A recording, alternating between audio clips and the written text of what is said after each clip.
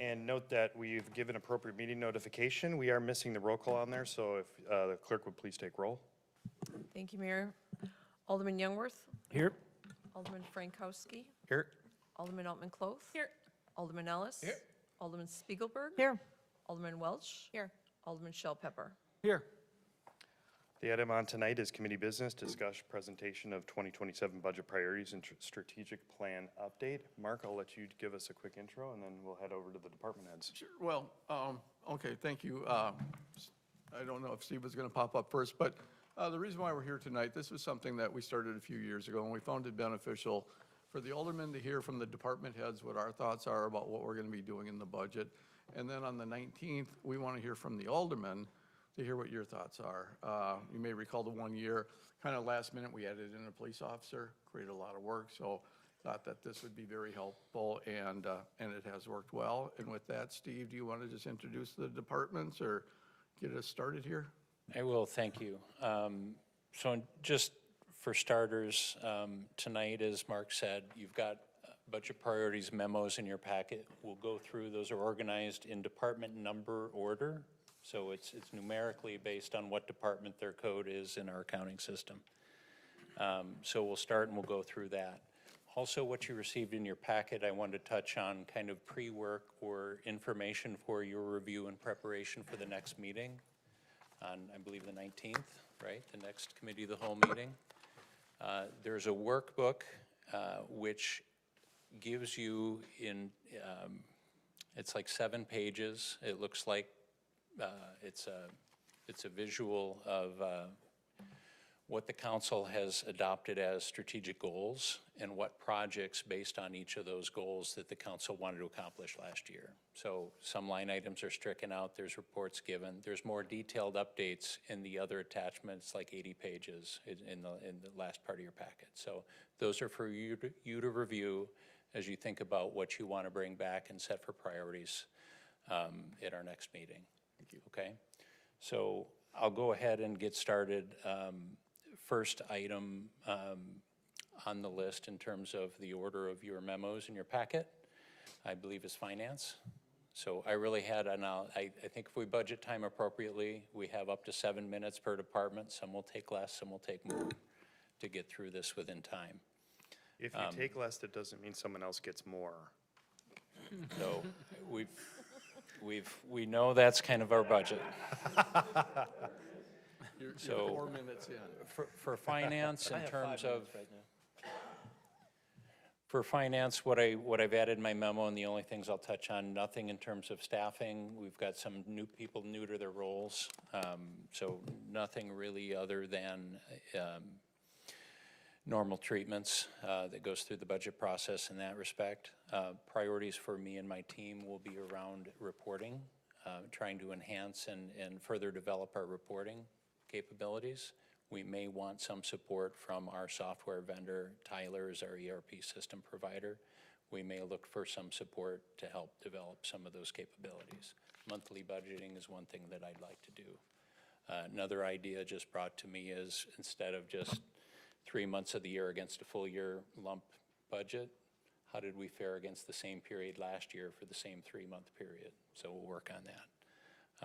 The other piece is around AI and how can we leverage that. So we'll develop requests and bring that back when we introduced the operating budget. But those are my priorities for the finance and IT teams. So following me, I think HR. While Tony walks up, I just want to make a comment that any questions that come to mind tonight, as we mentioned, we're kind of trying to move this along. Email to me, we'll get responses put together and sent out to the entire council prior to the 19th meeting so that you'll have time to see that. If we have time tonight, we could probably do a couple questions, but if not, that's how we want to handle it. Thank you. Well, this should be an easy one. Steve's not spending any money, doesn't sound like it, so either am I. So I come with a 0 budget increase request for 2027 outside of our normal operations. So I'm happy to report we're efficient, we're utilizing the software and the systems we put in place last couple of years. I don't know if some of you remember, we upgraded to applicant tracking software a couple of years ago. We use a provider called NeoGov, and they're very good with government recruiting, so we've been utilizing them. We also utilize Tyler Technologies for our HR software, payroll, and employee self-service, so that helps us there. And then for 2027, our benefit enrollment process is becoming automated, and that's no cost as well to the city. So, and as always, I will continue to monitor wages to make sure we're keeping good employees and retaining staff. So that's it. HR is good for me, and I yield my time to the other departments if I can. So, any questions? Thank you. Thanks, Tony.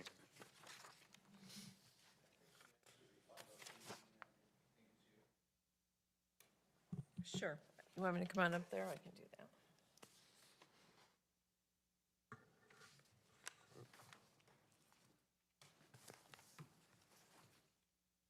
So my memo was not included in the packet, my apologies, but I did distribute it for you this evening.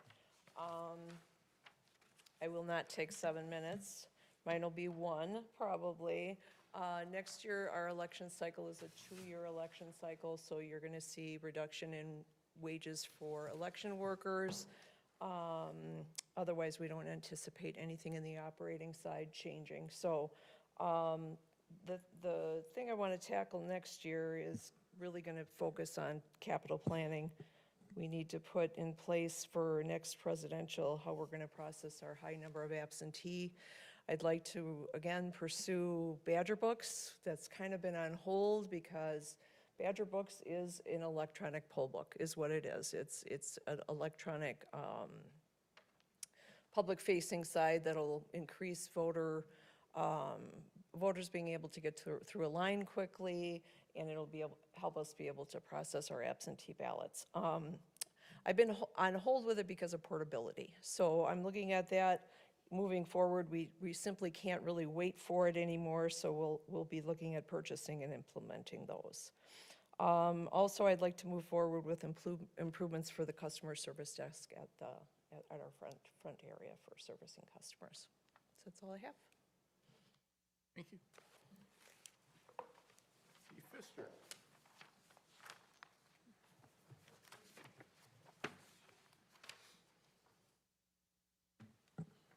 They left me 21 minutes, you know. I know, we're really moving fast Yeah, here. so, So the thing to be worried about the chief is everything he does going forward is the last time he's doing that here.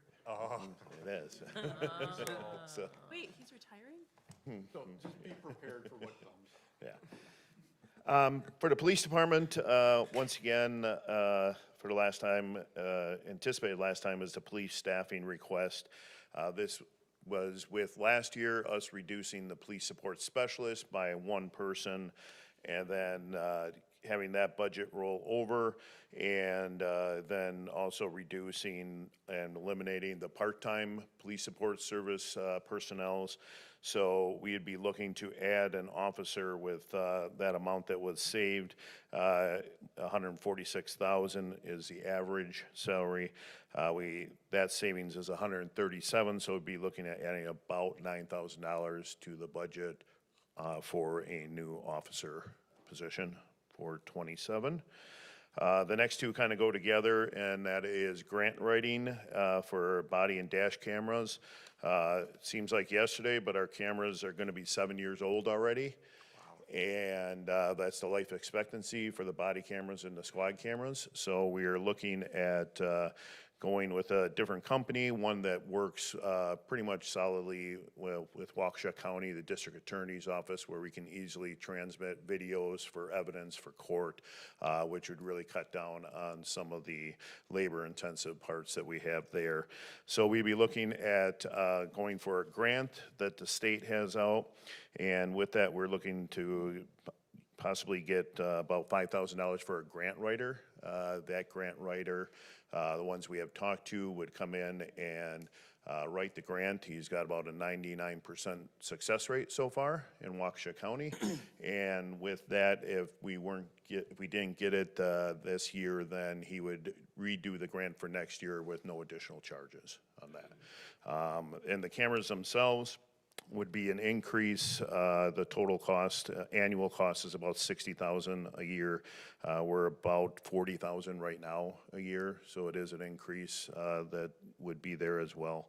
But we're looking at 40 body worn cameras and 11 squad cameras, just to have some extras. That's all I have. I do have a question. That 137,000, is that including benefits or without benefits? We calculated in benefits, I believe, Tony, on that, correct? Yes. Thank you. Okay. Thank you, Chief.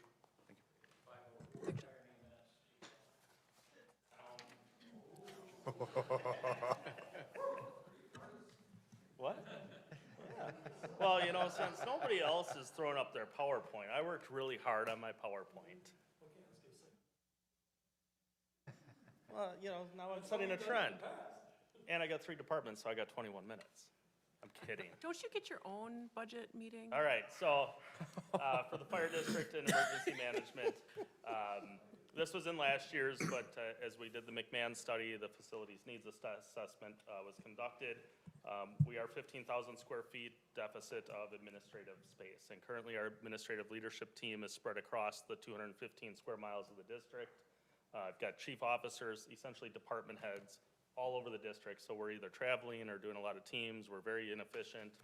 As part of this, we did cut 2 chief officer positions over the last several years, and that was part of the vision of looking at centralizing us to be more efficient, more effective as a leadership and management team into a centralized location, and through attrition with retirements, reducing the number of chief officers, administrative staff. So this is our number 1 priority, is acquiring, whether it's a new construction or similar to the police department, a remodel of a current facility within the communities. Combination of part of this could be paid for utilizing the impact fees that we'll be discussing in a future meeting, as 5,000 square feet of that 15,000 square foot future fire station was for administrative space. We also have submitted for some federal grants or congressional funding. We're waiting to hear on that as well.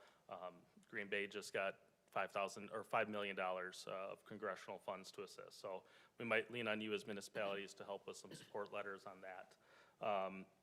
In addition to the administrative space, it's providing a hub for fire, EMS, law enforcement training, initial and ongoing. The Emergency Operations Center, providing a local centralized area for all the municipalities that we serve, essentially the nerve center for large-scale incidents, natural disasters, or complex emergencies that we would have to activate the Emergency Operations Center. Our other strategic goals is we completed the McMahon study, the facilities needs assessment and impact fee study. We'll be bringing forward the ordinance, draft ordinance, and MOU with regards to that. That study, based on the projected growth and development of the communities in which we serve, recommended an additional fire station on the northwest side of our coverage area. They recommend a 15,000 square foot station. 10,000 square feet of that was for operational space, the fire EMS. 5,000 was for the administrative space. So that's where we could shift 5,000, shrink that station a little bit into the centralized admin. 85% of that was recommended that it would be paid for utilizing the collection of impact fees if the municipalities all implement the impact fee ordinance, having new development pay for that 85%, leaving that 15%, which is our current deficiency, to be covered as part of the capital budget process. Another item that we've talked about is visibility of both police and fire, kind of falling under the emergency management, is visibility of our addresses. When seconds matter, it's not the time to be driving past a house or a business looking for what their address is. Every address is different in every neighborhood, and they're not universal and they're not visible. So we'd like to work with the remaining municipalities that have not implemented the fire address signs to get that implemented, whether it's in phases or all at once. And then lastly is our strategic capital plan. We've presented our 5-year capital improvement plan, which focuses on the equipment, the apparatus, and the current facilities in which we have. Maintaining that plan, we have not made any changes. We've made some significant changes a couple years ago with the inflation to reallocate and spread that out and spread that inflationary cost out. Not really going to be a cost, but the fire code and ordinance updates, that's a strategic goal that we are working on that affects many of the other departments, how our fire code interacts to the development, and then our staffing and professional development will ongoing training with that. Questions or no questions? You can, I've got a question. So you're looking for a home office, in other words? Yes. How many municipalities is Western Lakes in now? We serve 11 municipalities in 3 counties. Yep. 55,000 residents, 215 square miles. And this home office is going to house what? All the leadership, command, administrative staff.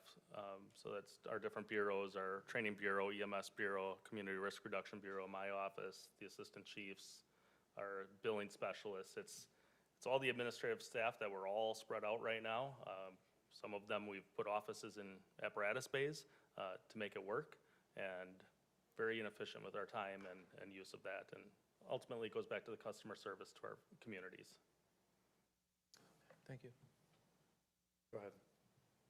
Not really a question for you, more just kind of a statement, especially for our 2 new aldermen. Right after I was elected, you gave me a tour of all of our stations, and I was really taken back that, you know, HR's in Dousman, we have our chief in Oconomowoc. I mean, it was, how they operate is pretty crazy. So I would highly recommend reaching out to chief and getting a tour of our Welcome to get a tour of the district, and anybody that hasn't is always welcome to do it. I know, Chaz, you and I had coffee years ago, and We went on a Whatnot, so. tour too. Hmm? And we went Yeah, on a and you tour went on a too. tour, so. Yeah. I ran with you guys for a while. yes, you did. It was brutal. Thank you, Chief. Thank you.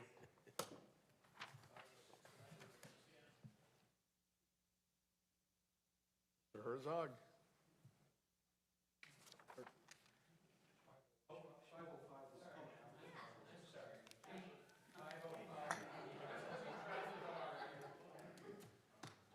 You were so excited to get up before Herzog.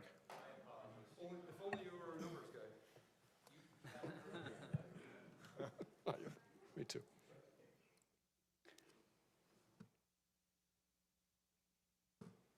All right. So yeah, I think Public Works will always have a couple slides on trying to keep up with our failing roads in the Midwest, as we'll always be challenged with that. So I kind of wanted to walk through a couple of the bigger pieces that we'll be looking at. We've been spending time this year working on a few of these to get the design prepared, as I felt like there were more time needed, especially in this project right here, Lake Drive. We've been working with the school district and other groups to try to make this as efficient as we can and complete a design. So this would be included in the idea of 2027, trying to do some modifications inside of this road to really help out the safety of the intersection going into the middle school. Oh, yeah, I know that. Another piece just down the road from it, Lisbon is a second phase of a multi-year work. Right now we're working from Oakwood all the way down to North Lake Road. And this is the second phase of that, or however you want to look at it. We did this phase about 2-3 years ago. So that would be included. This is the start of a lot of work on Second Street. There's a variety of different pieces that need some work, all the way out to Rattling, honestly, or up to the big curve there. So these are some of the bigger pieces in there.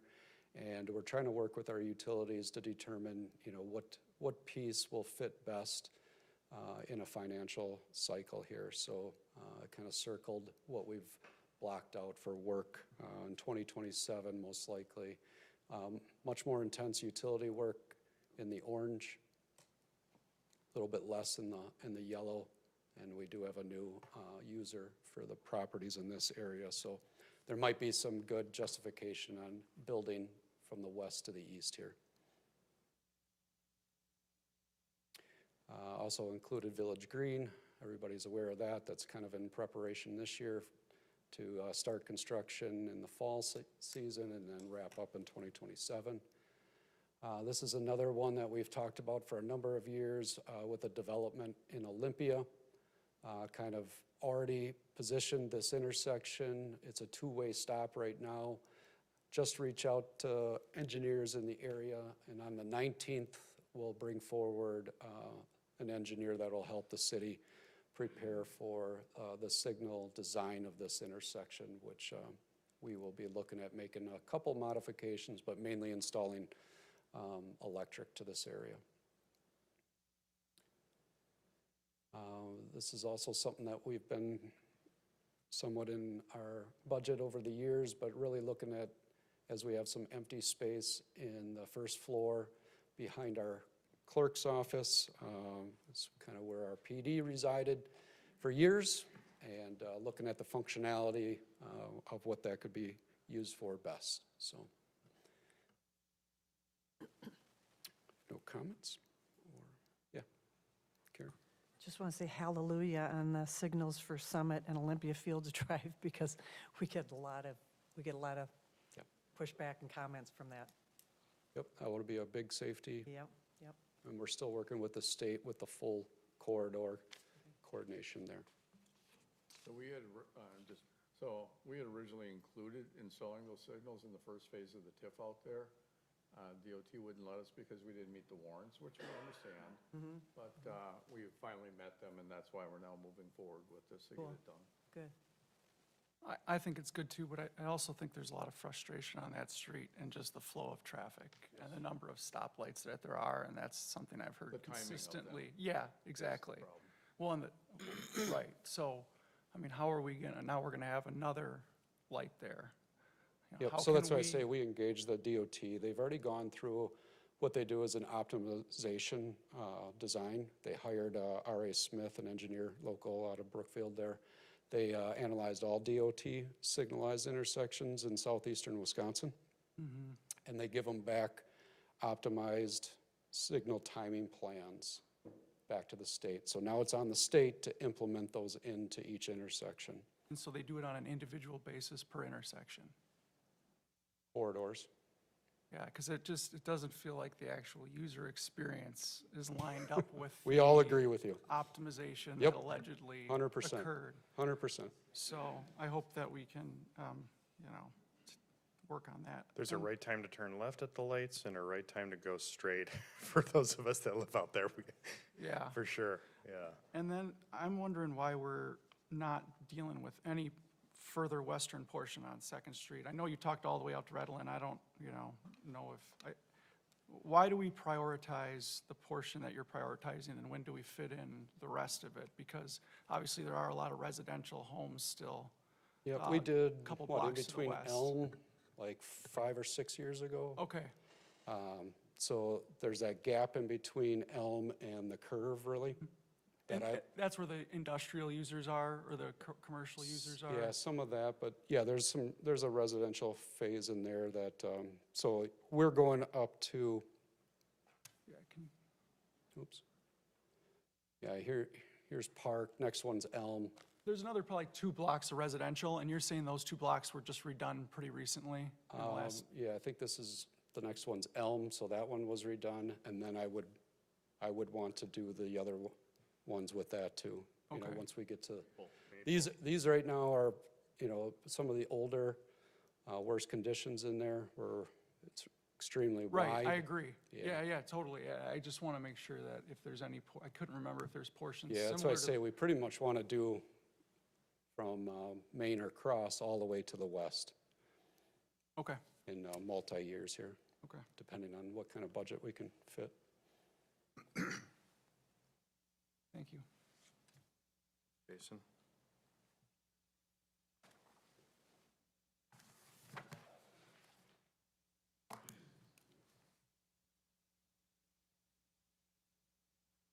You're the cheerleader, chief? Hi, guys. Okay, I just have a couple, easy things, quick things. I did not do a PowerPoint.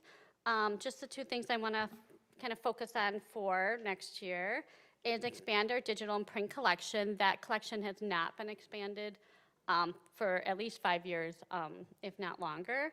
And obviously, the cost of things increase every year. and we are putting more money into digital collection as well as print collection. So that is one thing. And then the other thing is replacing our public computers. Our computers are at least 10 years old. We just keep fixing them as we go along. That's taking staff time, that's taking our IT team to fix them, so it's just kind of time to get some new public computers.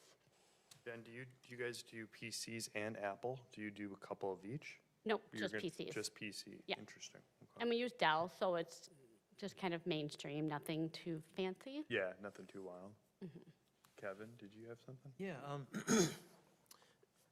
do you do the laptops or you on, They're public computers, so we have 10 public computers. They're just desktops. your desktops? Have you ever thought or considered laptops? We have. I mean, like, for like patrons just to use in the library, Correct. we have. But it's kind of, then it's a little bit harder to monitor, You think? you know, if people were to take them, Drop them. yeah. Okay, thank you. How old are the computers? Sorry. They are at least 10 years old when we went and looked through, yeah. I can give you exact years if you want me to look that up for next time. Youngworth? Just out of curiosity, and you might not have these numbers in front of you, I'm just curious, what's the, and I'm also interested in, you know, how long, so the difference between digital and print collection, what is the ratio, and is it significantly gone up the last couple of years, 5 years? Digital definitely has gone up quite a bit. I don't have the numbers in front of me, but Is it it's still every less month it's like than increasing. It's Printed? just- Yeah. It's Print's still doing less well. than Print printed? is a little ahead still from Okay. last year.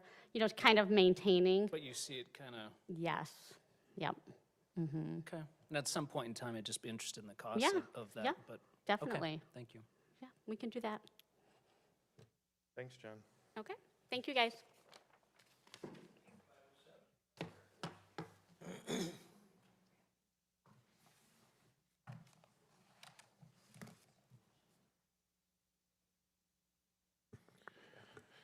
So going over a couple of mine, I have two strategic priorities that I'm really focusing on over the next couple of years. First off, oops, wrong one.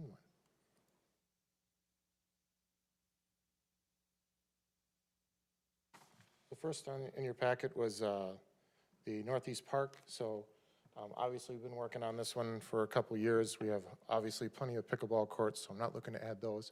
But really looking to add some ball fields right now.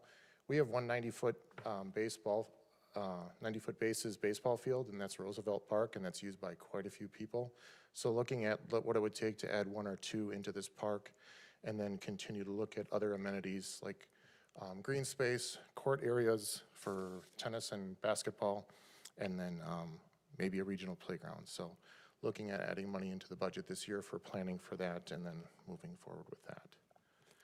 And then the other one I'm focusing on right now is the Northeast Corridor. Oops.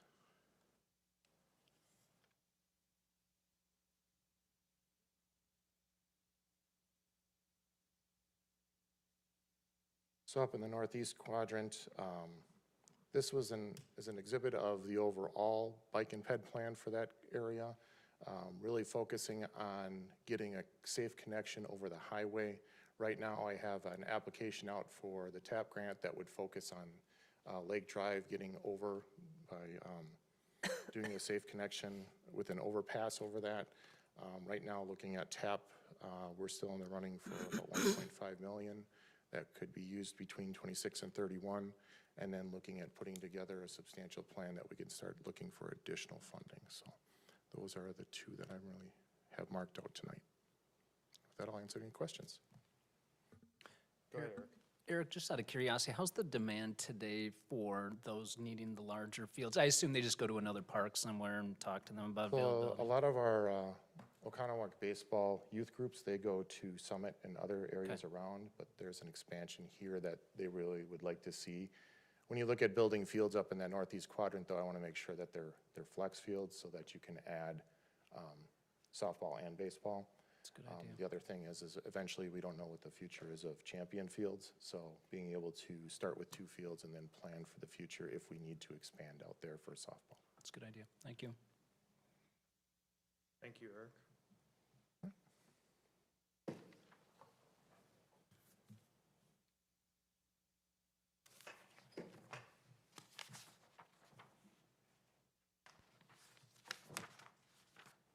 Hi, I'm Jason Gallo, the city planner and zoning administrator, for those who may not know me. Planning is primarily a service-based department. We don't spend a lot of money, which is good news, right? So, our primary role is to really assist developers with applications through the process. So, once in a while we'll do a big project, but we don't do a lot. There's been some changes in staffing for our department. I'll just walk you through that. We recently hired Robin Grams from the city of Waukesha, and his title now is Associate Planner. The prior person in that position had two titles, Associate Planner and Community Development Specialist. That person is no longer here. Some of that position was funded by economic development and tourism.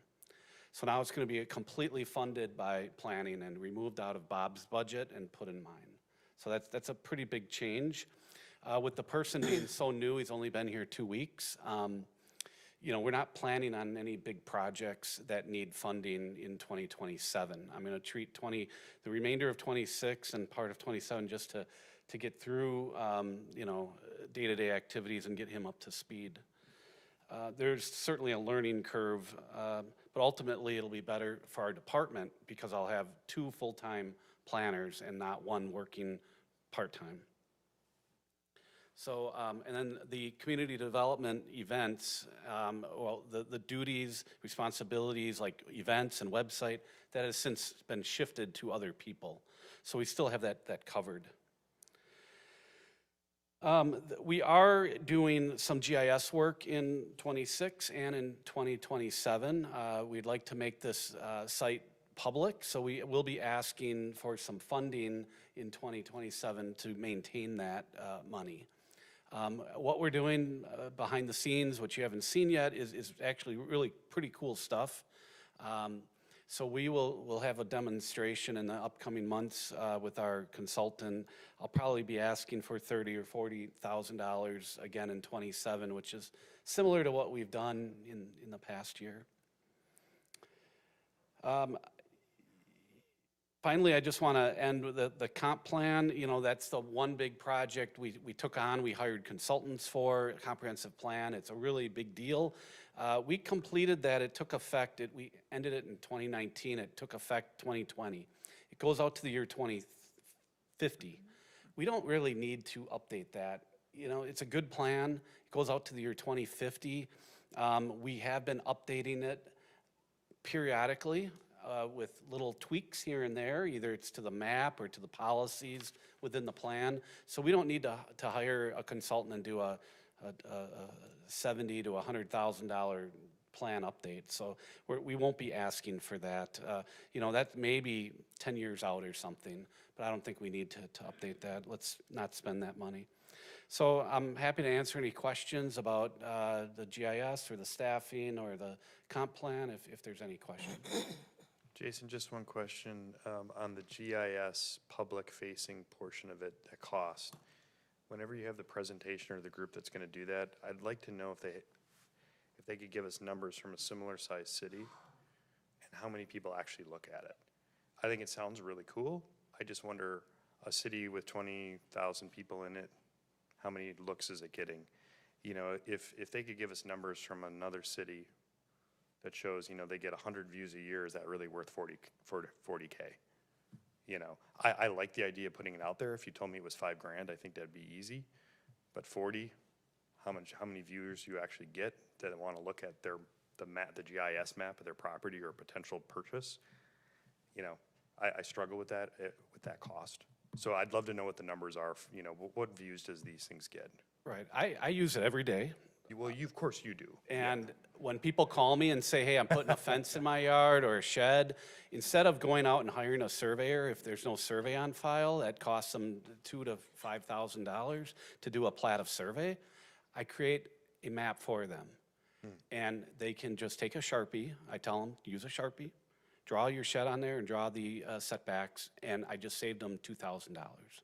So it's got a lot of value for our residents, and I tell them that too.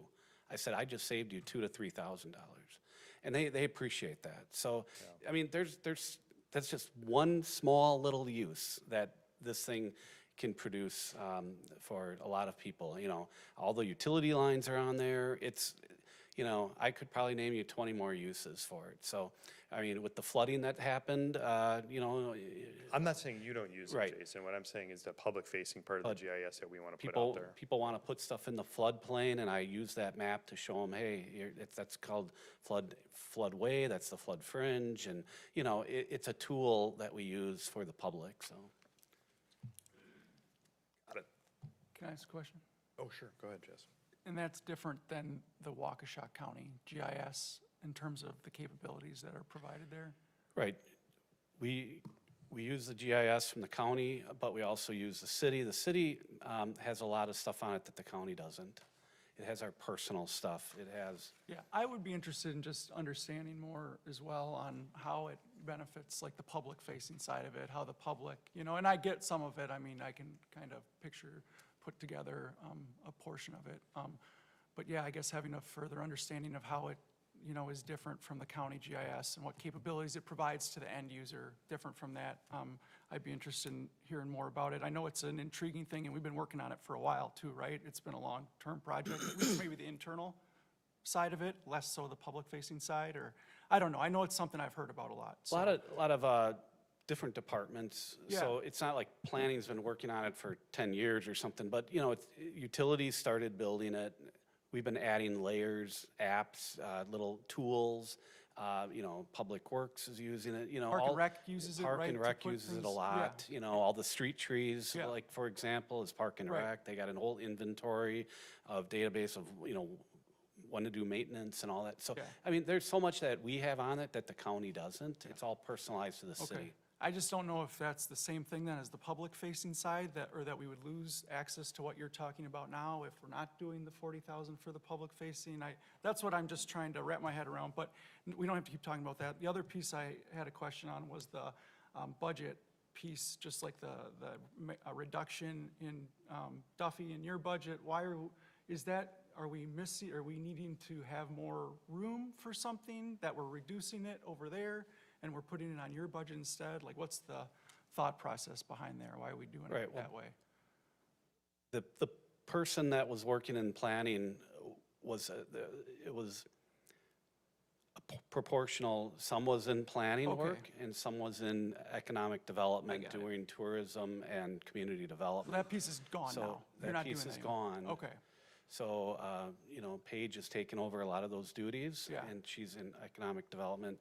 My employee will be strictly planning. okay. And that was not the same budget as our room tax. That was helping fund that? Okay, got it. Sometimes I get those two mixed up, so. Yep. All right. Thank you. Thank you. Good questions. Thanks, Jason. Okay. I got what, so economic development, Bob Duffy, there's 2 FTEs in there, myself doing economic development, tourism, business attraction, those types of pieces, as well as we have a communication specialist now. So we do, as an education for the new people, right, we do a whole bunch of things. You can tell who the map people are. There won't really be budget implications for economic development or tourism, what Jason didn't mention. Our 2 departments are really the ones who generate net new construction, which should be important to all of you as you build your budgets. What I'm bringing up is really strategic priorities and strategic components as part of the strategic plan, because there are things that are coming along, like the redevelopment of East Wisconsin Avenue, key development areas, as well as the wingspan and tech hub type components. For those of you who don't know, the city, Jason talked about the comprehensive plan. 2019, the council adopted an overlay district for East Wisconsin Avenue to identify redevelopment opportunities within that corridor, within walking distance to downtown. It's important for you all to know, because again, that is an attraction piece from a redevelopment perspective. One of the elements that I work on is TIF districts. as well as attracting redevelopment to this city. So with the retirement of TID number 4, which was downtown, part of this area was included. Should we have some development opportunity in here, there could be the opportunity for a TIF district in 2027. There's a lot of fun stuff in there, the old dump, an old implement facility, so some environmental things that need to probably happen. So I bring that as an awareness. Those property owners as well, from a perspective of redevelopment, have vested private property rights to be able to develop based on the zoning we've established. So kind of an educational piece, like I said. Continue to concentrate on attracting some of that net new construction, really in the key component areas, both the Paps Farms Town Center, Old Highlander, Olympia Fields, a lot of the activity that you continue to see there. From a standpoint of making sure that those TIF districts are productive in meeting the increment that we need to be able to do that. And then again, as we all know, what may occur out in Paps Farms is another request for a TIF district, depending on what happens with the harvest development in the near future. Lastly, one of the other elements from an attraction piece, again, not a budget impact, just something I will be continuing to work on. We are really trying to work through this innovation and technology hub that Wingspan's built, as well as some other buildings that have been built here that were set up very well in western Waukesha County, in collaboratively working with the utilities and identifying the cost savings it is to attract development in business and industry here from a technology standpoint, given our electric rates. So again, from a tourism perspective, that is an accommodations tax. That is not necessarily on the levy, for those of you who are new. So the accommodations tax is a tax on the hotels here in the community. So anything we do with tourism, as well as assist with other projects and initiatives that the city may want to look at, related to quality of life or the trailhead out at Chapman Park, those are initiatives funded by tourism tax, not necessarily by the levy. So Bob, is Waukesha County doing anything on this, this technology innovation area? Because weren't they the ones that were named for? No, the Wisconsin, so southeastern Wisconsin was identified as a regional tech hub. So regional tech hub is all of southern Wisconsin. It encompasses both Dane County, Waukesha County, Milwaukee County, Kenosha County, and Racine County, as kind of this biotechnology focus funded by the federal government. So there's a lot of initiatives with GE Medical and who's our medical software company out in Verona? Epic. And Exact Science out in Madison. Epic. So all of these people are creating consortiums, but also the other piece becomes biohealth diagnostics is really what's going to start coming out of GE Medical. And the diversification of some of those industries to be able to build those systems, programs, and equipment to be able to do that. Has there been any development, or is anything moving this way, Not from a standpoint of patents being developed, but again, they're in the first phase. It's been 16 months since they started the biotech hub to be able to do that. Where we're positioned fairly well is we have space available when some of that stuff starts to happen. And we're in the middle of the corridor where all of that innovation could technically happen with all the medical facilities around us. Would that be the Wingspan Tech Hub buildings that you're talking about then? Or do Yep. they have tenants That- yet identified, or is that? Wingspan themselves is going to occupy 30 to 40,000 square feet, then they'll have some. And then that other building that HSA built could be flex space for both industry or warehousing. But you don't think they've actually identified a? Not yet. Okay, that's, yeah.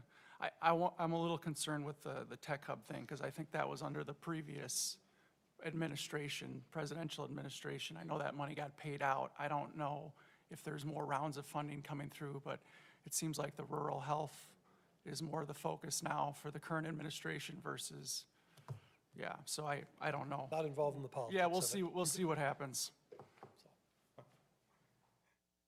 Thank you, Bob.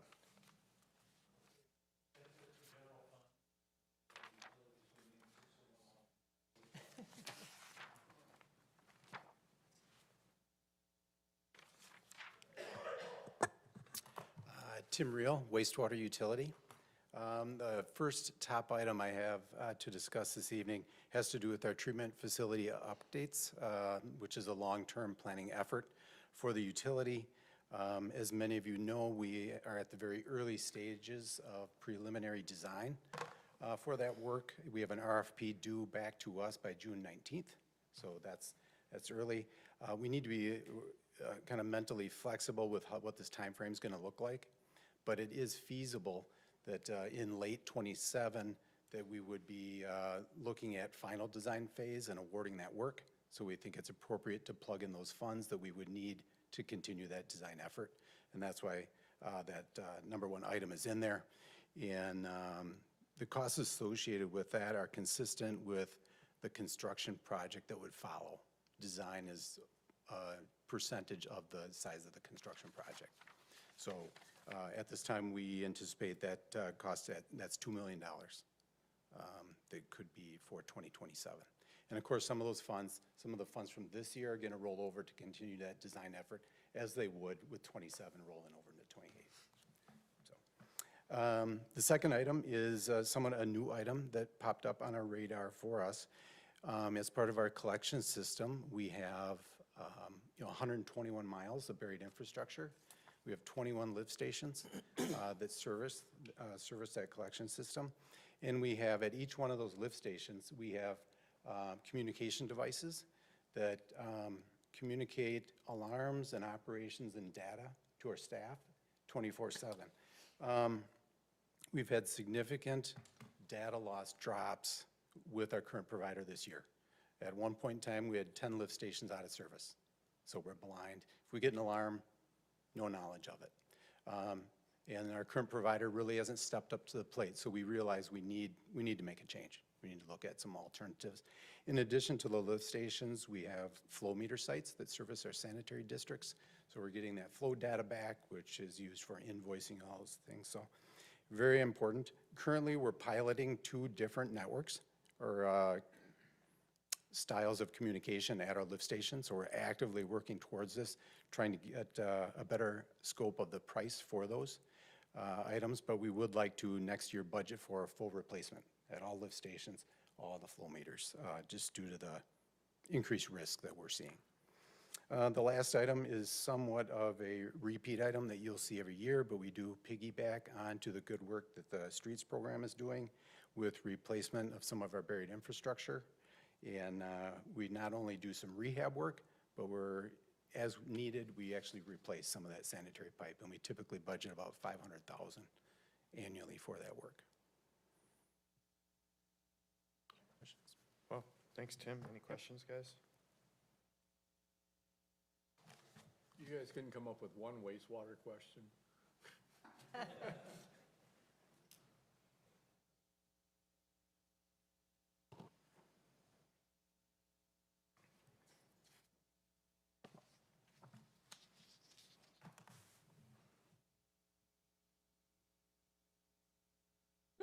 The first 2 slides are kind of intros, so we'll. Doesn't matter. Poor Kevin, he hasn't even started yet. Well, it started at 10 o'clock this morning. All right, Kevin Kari for the new members of the council. Hi, Kevin. I'm the utility manager for electric, water, and I also have the fleet department. So I've got very short presentation. A lot of the stuff that we do every single year is ongoing, and it's just betterment of our system and replacement of old assets. But starting with water,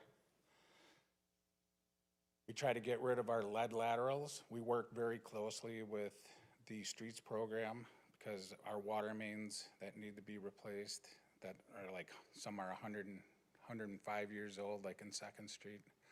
We have some old 1960s cast water main that doesn't make it too long. You know, it's starting to fail in other streets. So we work very closely with Jason and his group to replace water main in streets that are getting torn up so we don't have to tear up a street after he does it. So we, do that. Some of these oldest areas are the ones that have the lead service laterals. So there's 2 sides of a service lateral. There's the public side, and there's also the private side. By law, we replaced the public side. So last year, we replaced like 43 laterals in conjunction with like Silver Lake Street and some of the other projects. Unfortunately, Oconomowoc doesn't qualify for grants and loans because of our economic status. So we do have some programs, low-interest loans, and we offer our constituents like 5-year payback periods on their taxes. But we only find that 10% of the people, we only had 4 people last year take advantage of the program out of 43 that could have done it with, in conjunction with our replacements. So until there's legislation making it a law that private side has to do it, the other option would be, do we create a program inside the city to help with that? So, that's kind of up to Kevin, the council to can I help ask with you that. one question about that? How much would it cost to do one private lateral? $5,000. We have 599 remaining. We have 510 public laterals to replace. Thanks. And a couple of years ago, I came here with a mass meter changeout program. We needed to change out over 2,600 to be in compliance with the PSC by the end of 2026. We had, like I said, over 2,600. We're down to 700 to go this year, so we're doing very well. This is going to be an ongoing program after this catch-up period to get to where we need to be, and it's going to probably be somewhere around 350 meters that we have to change out on a yearly basis to stay at the 20-year mark.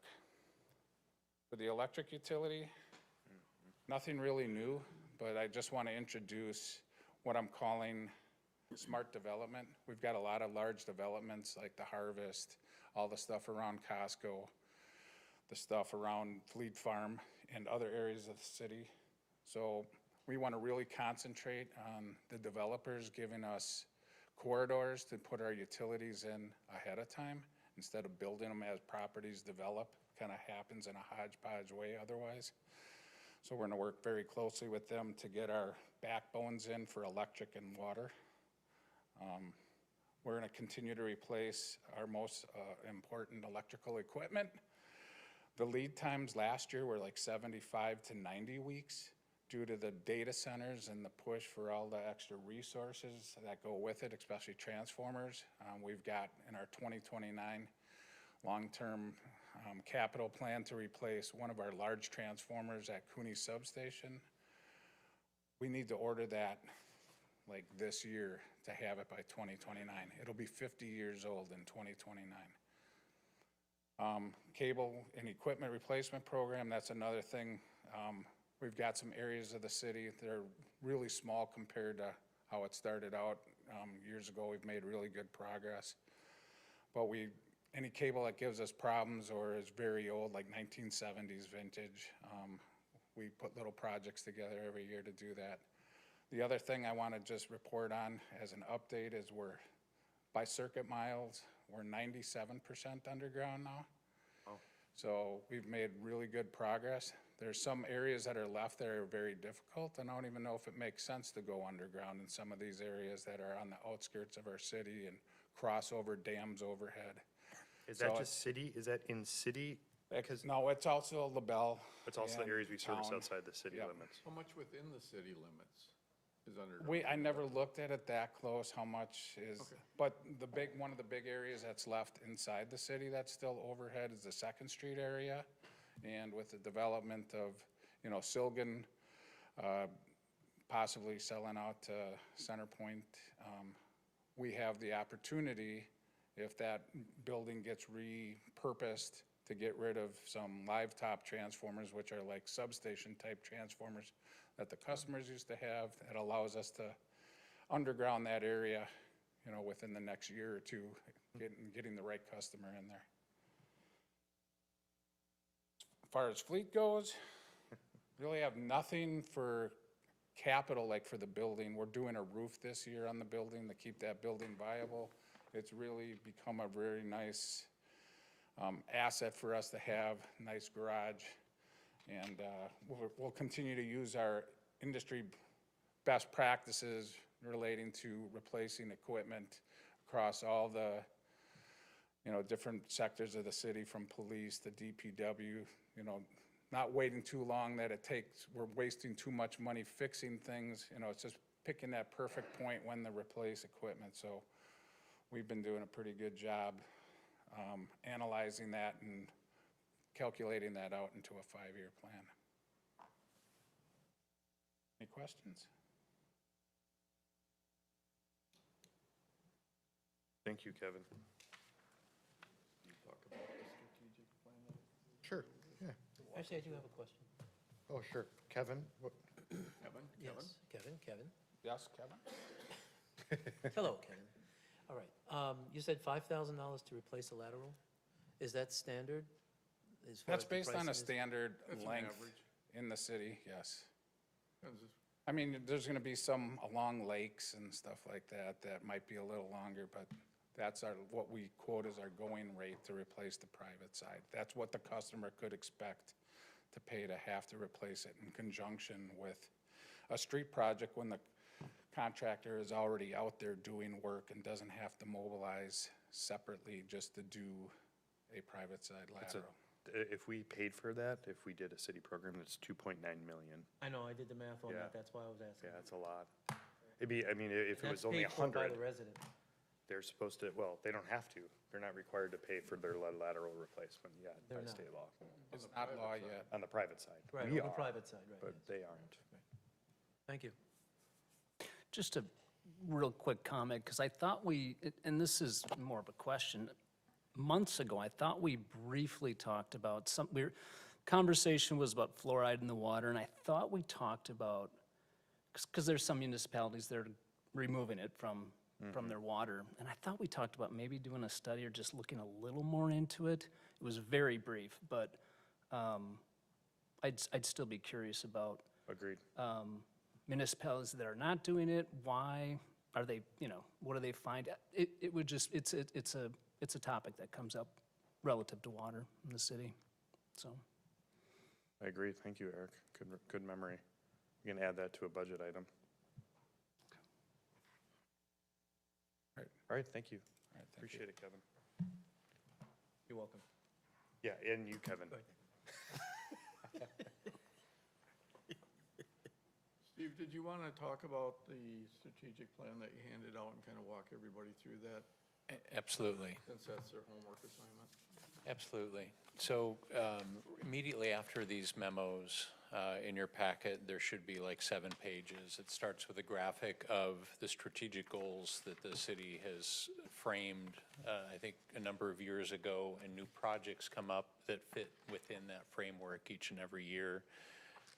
What those first 7 pages show you, you'll see some areas where there's language that's stricken, where those items have been completed from what was set out at this time last year. In some cases, there's some input in a department section below each. There's a goal page for each of the 5 major strategic goals. There's some departments have added some items for your consideration to be added for what's being developed this year for completion in 2027. So things for you to look at and consider there that are summarized on that table. There's also space on that workbook for your input. If there are things that aren't here that you want to be incorporated, capture that there so that when we meet at our next meeting 2 weeks from now, to make sure that gets added into the radar for what gets ultimately finalized for 26 update for 27 goals. Prior to the next time we meet, you'd like, if there's any questions or any suggestions, Yes, please. to write that down and then to hand it to you. Is that what I hear? Send it in, send it to Mark. We'll make sure that it gets to the departments that might be responsible for that particular area or that strategic goal, so that as they plan and bring back not only their capital budgeting, but also their operating budget, they can make sure that how or where that might fit into that budget development. Okay, so the last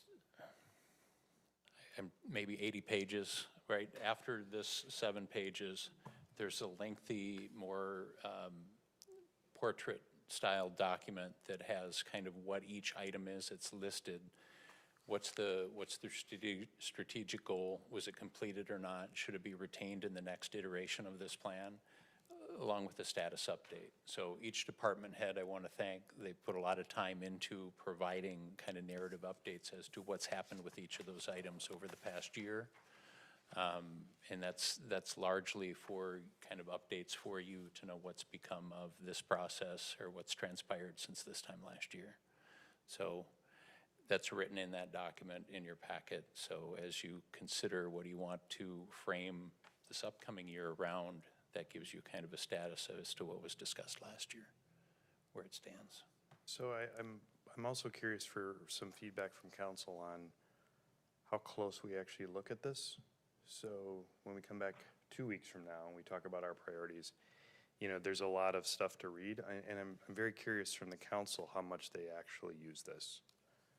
I personally don't use it much. I have never had much use for the strategic plan. I think you guys spend a lot of time in it, and I don't know how effective it's always been. But I'm curious for us to continue having staff work on this plan that gets revised constantly, if the council's actually using it. If it's a good tool for us, or if we need to revise the tool, change the tool, or find a different tool. So, Sure. Kevin. I like to know what the heads are thinking about. Instead of me coming up with ideas, if I have an idea of what their goals are for their area, it gives me a good, I guess, benchmark on what they're looking to accomplish. No, I agree with you. What we did tonight was kind of that perspective of them for their next year. I'm talking about this strategic planning document that we keep revising every year for the last 6 years, and I'm curious if you use this and this whole packet, how effective this is for us, if this is a good tool for us or not. So do the things, though, that they're talking about this year are generally found on this document? I think Forward-looking, right? they So it are kind of sometimes. sets a I've used forward-looking this. approach to what they're trying to do, and it makes it a transparent, dialogue, I guess. That's the only thing I would say back to that. I mean, is that we're having a forward-looking plan, that it's apparent to the community, to staff and electeds, what those are, and then we're trying to stick to it. Now, it doesn't always happen, right? So that's the kind of my. And I wasn't expecting like a response necessarily right now tonight. We got 2 weeks to kind of go over what they've presented, come up with our own ideas, look at this document, look at all the stuff that they gave us. And I'm curious how much actual feedback and changes we actually get to this document, how many things we actually add, and whether this is really good enough. I love the transparency tool part of it, but is this the right tool? So. Fair, and we can revise this. This is a continuation of what I think, as I understand it, has evolved over the last 6-8 years. A couple examples I can give as I joined and became more familiar with some of the things that the city's done in the recent years. Our new financial system with Tyler Encode, our permitting and licensing system, OpenGov transparency. So things that we have accomplished have come through this mechanism is how do we identify and prioritize and fund them through the budgeting process. So as a relatively new set of eyes kind of looking, I don't know if all of those things would have been accomplished in the same time frame without kind of where do they fit into priorities that this body has kind of laid out and saying these are the things we want to focus on to service our residents. So just outside perspective. Good. Awesome. Thank you. Thanks, guys. Just, something to think about for 2 weeks.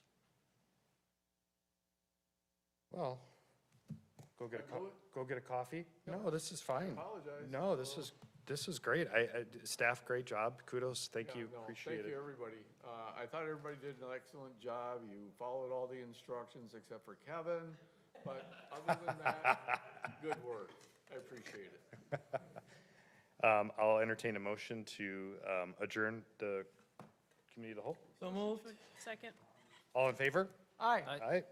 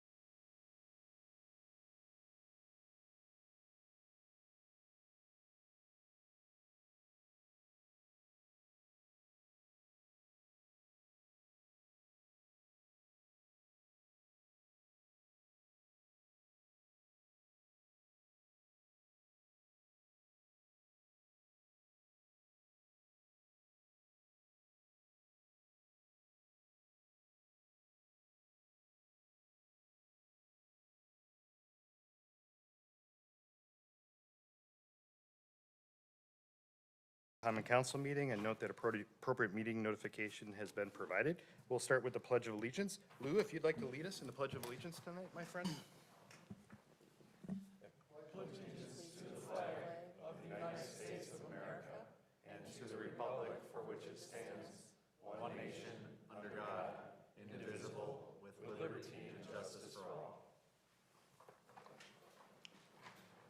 Ask the Madam Clerk to please take roll.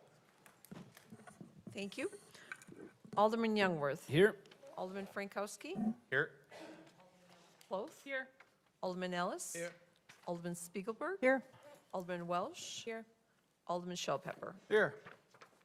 Item 4A, I'll take a motion on approval of the minutes for April 21st, 2026. So moved. Second. All in favor? Aye. Any opposed? And then I think we're going to move some things around. We're going to do comments and suggestions from citizens, the consent agenda. And then after that, I'd like to move up item 9A, the mayoral appointment, so the folks that are here can get moving if there's going to be no objection. So let's do comments and suggestions from citizens first. First one is Paul Piakowski. Paul? Thank you, Mayor, Council. Appreciate the moment. So I got something different to talk about tonight.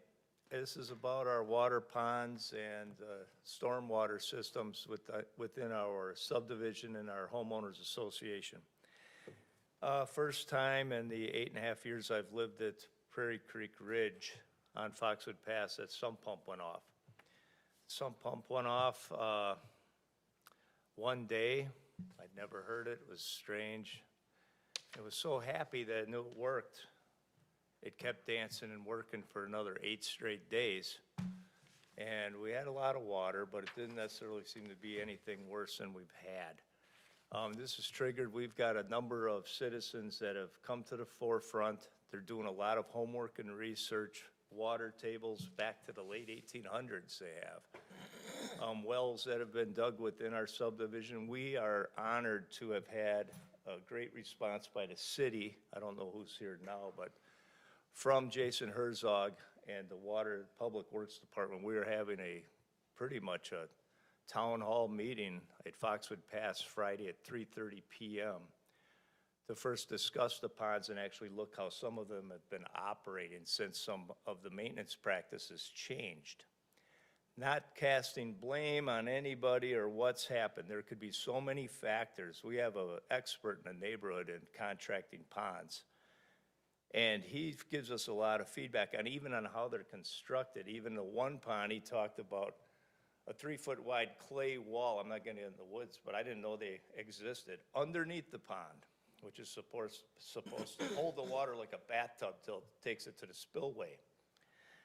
Now, my concern is going to be moving forward. I'd like to challenge the council and the city to take a look at putting us in a stormwater district. I don't believe an HOA board should be in charge of maintaining these type of ponds that entail technical bulletins from the DNR all the way down from the state, the Army Corps of Engineers. Plus, you have an HOA board in our neighborhood who likes to spend money and needlessly, that's other issues, but if they get on a roll, they could really do some damage. I would like to get the city more involved and somebody uniformly trying to take a look at all this maintenance together. And you know what? If we got to spend 50 grand, 100 grand to redo a pond, to keep even one person's finished basement dry. I don't care about my own, it's unfinished. But one of them, save a basement, save somebody the big headache. If it costs 50, 100 grand, that's the cost of a basement. Okay, we can save a lot of money. Where we don't save money as an HOA, I've discovered with our new management company, Ogden, with whom I don't have a lot of kind things to say about them, since I had them as a management company in Cudahy for my condo. Paul, I'm going to ask you to kind of wrap it up a little bit, buddy. Got it? Got a lot of people. But they will then charge us 8% extra if they're contracting something out, which would be pond maintenance at $50,000. Goes down to 4% at $100,000, which means they're gonna skin us for at least $4,000 extra dollars goes to Ogden to manage one of these ponds. Got it. Thank you. We already met with some folks out there, so we're on it. Andy Maroney.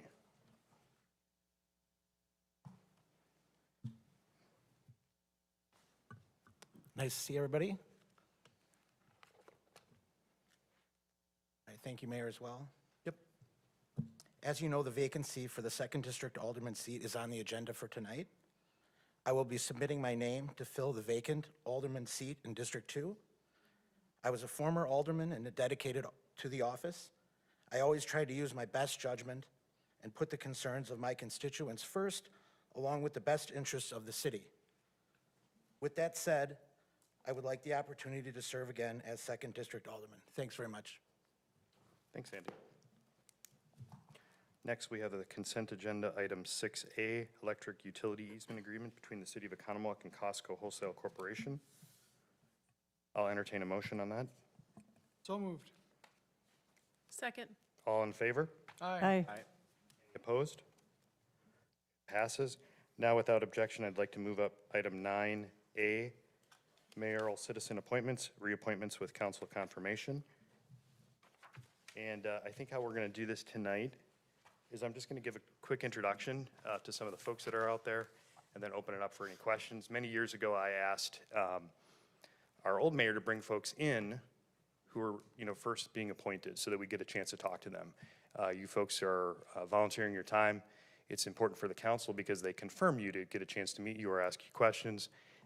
Everyone's gotten a copy of your resume and application, so hopefully this won't be too rigorous tonight. But I'm going to ask everyone to stand up, just say hi, and then I'll open it up to the council. But a couple things I want to say. First, thank you for your willingness to serve. Some of these committees and boards are trying to find a good way to say it, thankless. They take some time, you get some flack, and sometimes it's hard work. So we appreciate you stepping up to do these jobs. There's also some fun, and there's a chance to serve your community, and I think that's admirable. I also want to thank Alderman Shellpepper and Alderman Cloth for bringing some folks to me. Some of your folks are out in the audience, so thank you for that. It's hard to find people for some of these posts. The last thing I'm going to say is, I think since I've been on council, and that was 12 years, this is the most number of new appointments we've ever seen, over 12 new appointments in this cycle. So I really appreciate the outpouring of support from the community and the willingness to serve by all the folks that are out there. So without further ado, I will name the folks off. I did excuse Chris Douglas from the Police Commission. Most of us know Chris. I sent you his number. He was a former alderman, police officer, and also used to serve on the Police Commission. I excused him. He was actually on shift tonight in Elm Grove. I also excused Jason, I think it's Pusto? What is it? Pusto. Okay, thank you, Lou. Jason was not able to make it tonight. I believe he is going to be there tomorrow, though, for the architectural meeting. He is an architect at Plunkett Racich, PRA. Good guy, got a chance to meet him. I sent out his resume and everything to the council ahead of time and his personal phone number, so if you have any more objections or you want to bring him back, let me know. We could certainly do that if necessary. So I'd like to introduce all the new folks here tonight. I'm appointing Jared, is it Mattson? Mattson, got that right, to architectural. Thank you, Jared. Skylar Sutner to the Bureau of Economic Development and Tourism. Skylar, hi. Joseph Chernelik, Joe, there he is. Did I get it right? Perfect, wow. Whew. Lisa Rem, Roland Johnson, and Casey Metz to the Library Board. Thank you, guys. Aaron Cloth to the Park and Recreation Board. Aaron. Sawyer Kavieski and David Bizek to the Planning Commission. Thank you, guys. We all are here to talk about Chris, and then Kevin Murray to the Zoning Board of Appeals. Thank you, Kevin. So I'm going to open this up to council. This is a chance to, we can put these all packaged together with a motion. If you guys have any questions for any specific candidates, you can ask them to come up and ask questions. If there's no questions, we'll just entertain a motion to approve them as presented. So, open to the floor. Mr. Shellpepper. Mayor, thank you for bringing forth so many highly qualified candidates, a lot of new folks that haven't served before. Thank you, to all the new folks that are showing up, that are dedicating their time, being willing to engage. I was really impressed by just the new faces and the new names, so I appreciate that. I got some high-level questions for just a couple of the nominees for different boards, nothing, grueling, but just, I think one of the things when I, just ran for reelection that I wanted to focus on was transparency of what we're doing and why we're doing it, and promoting freedom in the community. And one of the ways you promote freedom is by giving citizens the opportunity to see what we're doing and engage and understand who some of the people are that are being appointed to these positions. Like the mayor said, a lot of it's thankless work, but it's important though too, and it sets the kind of the frontline decision-making and day-to-day policy that, the council certainly doesn't do. So with that, can I ask, maybe I can start with Yeah, go for it. Yeah. question. And first, I'll just make a statement too. I did recommend Jared Mattson for the Architectural Commission. Jared, I've known him for a long time community member, highly skilled and experienced in construction and building, and carpentry. He's ran significant projects in the school district on behalf of C.G. Schmidt. So he's gonna bring a really keen eye, and I'm looking forward to you being on the commission, Jared. So thank you for volunteering to do that.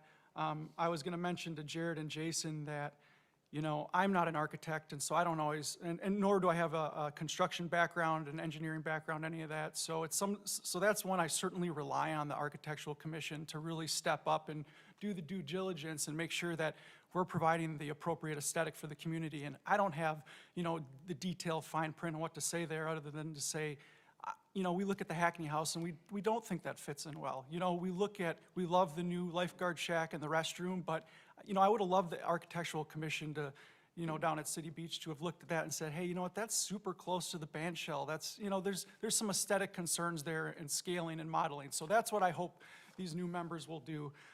With that, I was gonna ask a question. I'll go down the list here really quick for the library board members, for Lisa Rem, Roland Johnson, and Casey Metz. Maybe if one at a time, just like really quickly, if you guys could just lay out what you see as being the priority that you want to focus on the library board, what you see as being, your priority. I know some of you laid it out in your packet, but I think it'd be good to just hear, a 1 minute, not even, 30-second explanation from each of you. You guys want to just come up one at a time? Do I pick one? Lisa? Yeah. There we go. You were kind of standing up. Sorry, Lisa. Well, like I said on my application, it was really, I'm interested in getting more involved in my community, getting to know more people in the community, getting involved in a low level, and possibly going into a higher level role at some point, but just really just getting involved and having some sort of involvement, learning more, meeting more people. And I enjoy reading. That's just always been a passion of mine. So it just seemed like a really logical place for me to start. Do you have any priorities right now that you're looking at going on that you're like, hey, this is something, or do you have No, I wouldn't say I have priorities for the library board. I'm coming in as just kind of wanting to get some experience and get to know more people. And so, no, I'm not coming in with an agenda of any sort, just more or less connecting and getting in on a low level. Any idea on whether we need a new library facility or expansion? Any views on that? What are you open to, or? I think our library is very nice. I would say probably not a new library. I think every library, it benefits from some expansion and certainly adding more resources and things like that. That's Okay, really thank you. Yeah, thanks, Lisa. Appreciate it. Yeah, Roland, you want to come up next? Yeah, and actually, Roland, and I appreciate also, I think you submitted the application, and one of the things I think that you had mentioned was making sure, you want to make sure, like, the collection policy is appropriate, high-quality services for children, meeting the diverse needs of the community. Do you think that that's not happening right now? Do you have any concerns with what you're seeing on the library? I don't board really right have any now? concerns or an agenda whatsoever. I just have 30 years of IT leadership experience, Yeah. and I thought I'd bring that technology aspect into the library system. Yeah, well, and again, you have a great background, so thank you for contributing and volunteering. All right. Thank you. Casey?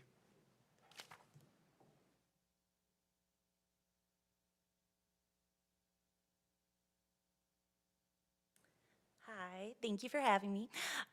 So I was previously an elementary school teacher, and now I have 3 little boys, and we attend the Oconomowoc Library very frequently. It's one of our favorite places to go. So although I don't have an agenda per se, I would just love to see the programming continue to grow, just like really building on that community aspect. It's a great place for kids to come and moms to connect and just for people to be. And I want our library to be a place that people enjoy going to. I'm always surprised how many moms, when I say, oh, we have story time, or, you know, we're going here, and they're like, oh, I didn't even know that was offered.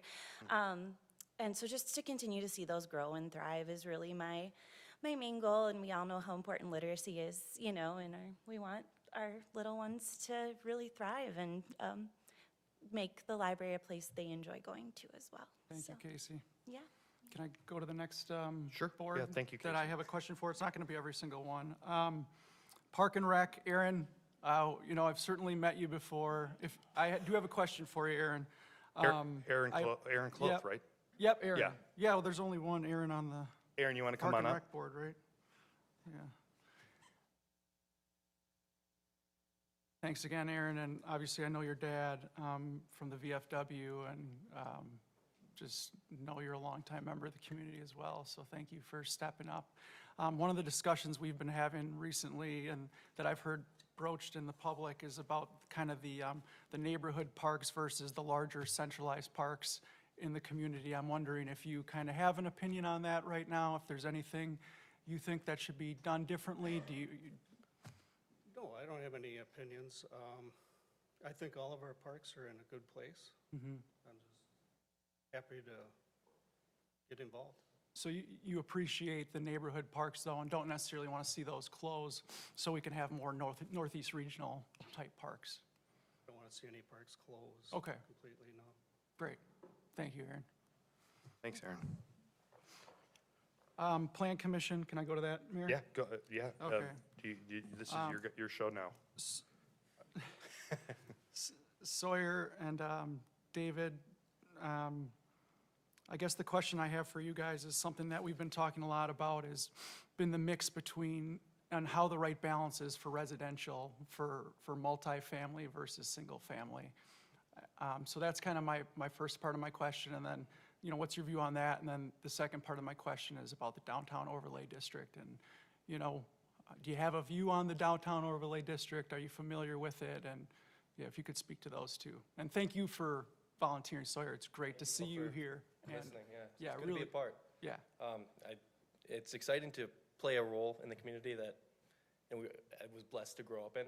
And as far as your question for apartments versus homeownership, I think being a stakeholder in the community is important, but also having the volume and financial ease of rentership is also important. So drawing the right blend between both is line to toe, but a possible way forward.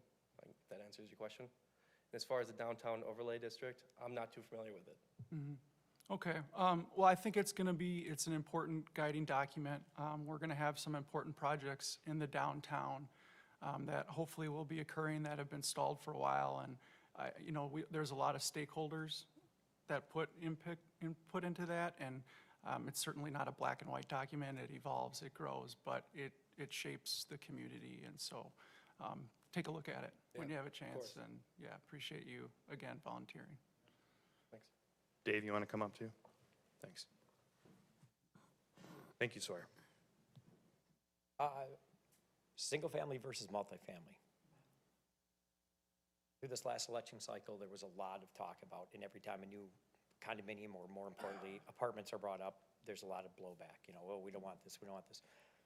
Housing is always a need. We're in a shortage in the state of Wisconsin. I just came from a zoning and planning meeting in Oshkosh where I'm proposing another project, a multifamily project. And some people are for it, some people are against it. In this community in particular, I live here, it's a balancing act. I personally feel now that we're kind of landlocked, that the die is already cast. We kind of know what we have left, where we can go. I think what the important thing is, which kind of goes to the overlay district a little bit, is what are we gonna do with what we have now? The growth I see in Oconomowoc now is gonna be repurposing of buildings or space that's already here. And that's the tricky part to get through, both on the overlay, because the only place we have to go is up. We have small lots downtown. Are we gonna go up, just like the Rock Garden? So I'm not opposed to more multifamily, but what does that look like? You know, and one of the major reasons I wanted to be a part of this is not only to serve the community, but not that there wasn't before, but more transparency for the citizens of Oconomowoc about what is a TIF district, what really happens, what are the positive, what are the negatives of all of this? You know, if we're giving a developer X to build these apartments, what does that really mean? What does the city get out of it, and what does the taxpayer lose on that also? So overall, to answer your question, it's a balancing act. In Oconomowoc, it seems, if I were to take the temperature, there's a lot of resistance to any more multifamily in the city. As far as the overlay district, there's a lot of neat stuff that can happen, and there's a lot of stuff that really could give even more growth to the downtown. You know, that's my personal opinion. I mean, there's been a lot of new businesses, a lot of new things coming in, and I think there could be even more. It could be, you know, very positive with some really neat changes. But the only place to go in the downtown district is up. So that's going to be a balancing act to make sure it fits in with what, number one, the community wants and what the overlay says, and if we change it all. Yeah, well, and I think the downtown overlay district is a general idea of what the community wants. And that could have been at one point in time, it's a few years ago. Few years. But I think it still is a pretty close reflection, right? Like, yeah, we want to see that a thriving, economically diverse happening downtown, but we also want to maintain that historic aspect of what makes Oconomowoc special. And, you know, that's been kind of a guiding principle throughout the downtown overlay district design, architectural standards for the downtown. And I want to make sure that continues to be highlighted. And I know that you own a lot of properties downtown, which kind of brings me to my next question is, you know, do you feel like you'll be able to identify the situations in which, you know, you have a direct financial, stake involved in a decision you're making, whether it pertains to zoning or specific property? Do you see any sort of issues with identifying those situations? I've been selling quite a bit of it. I've got 2 more coming under contract, so I've been divesting of the downtown Oconomowoc. I've kind of played my role, and it's time for new blood to come in and do what they're going to do. There's a couple buildings I'm going to keep, but no, overall, you know, I want everyone to succeed. I mean, I want the downtown to succeed. So it doesn't matter whether I just do, it matters that everyone does. So we want quality projects that come in, and I really like the idea of a walkable downtown, where we've got residential and retail. I mean, I'd like to see, I like Oconomowoc, Delafield, when I first moved out here, Delafield was the big entertainment district of Lake Country, and Oconomowoc's definitely taken that over. And I think it's a good thing. I think it's a positive thing. You know, I'd like to see more of that continue. So I'm all for anything that raises up the entire downtown district. Okay, thank you. And not a question, and I'll just say I appreciate the balance that we're going to have to strike, that we continue to strike with the multifamily versus single family. There's certainly a role for the multifamily, but I do think overall there's been a general consensus in the community that we do want to prioritize a single family whenever we can. And obviously, like you said, eventually you're going to run out of room. But the density is a significant concern with the public services that it puts on the community, the strain there, and then just the overall population growth that you experience. So thank you for stepping up.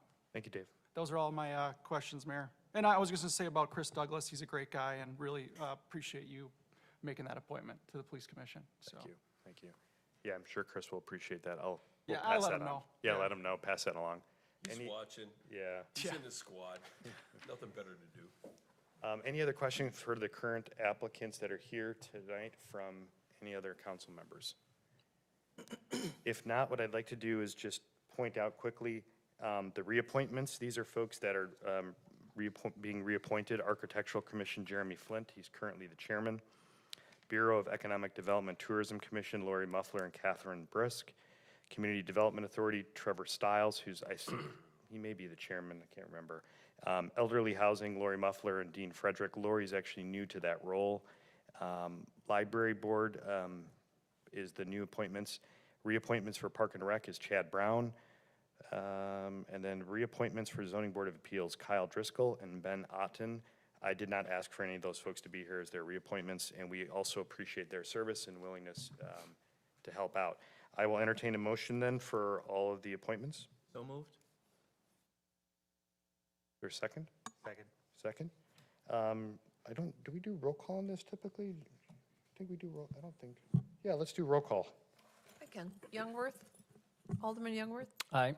Alderman Frankowski, Aye. Alderman Altman-Cloth, Aye. Alderman Ellis. Aye. Alderman Spiegelberg, Abstain. Alderman Welsh. Aye. Alderman Shellpepper. Aye. Okay, everyone, thank you very much for coming out tonight, answering some questions and being willing to serve. You do not have to stay for the rest of the meeting. You're welcome to if you'd really like to hear about the Marcus Cinema and a couple other things, but other than that, you guys can go ahead and leave. We will take 30 seconds to allow you to do that before we continue on if you'd like to. Now's your chance. No.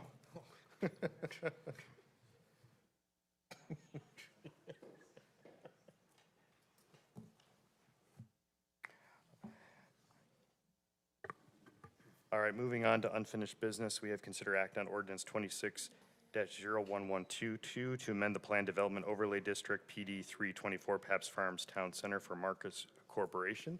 Jason, you have, take us away. Thank you, Mayor, Common Council. We met a couple weeks ago. On the agenda, it says it was postponed. It's actually like approved, but the second reading was postponed. So a lot's happened since the last meeting. And I'll show you this on a map, but they closed the access point to the restaurant site. They identified that larger footprint area just to the west of the Marcus Entertainment area as a national franchise restaurant coming in. That was per the request of the fire chief. They added a stop sign locations to have the safe controlled intersections. You guys asked about better traffic control out there.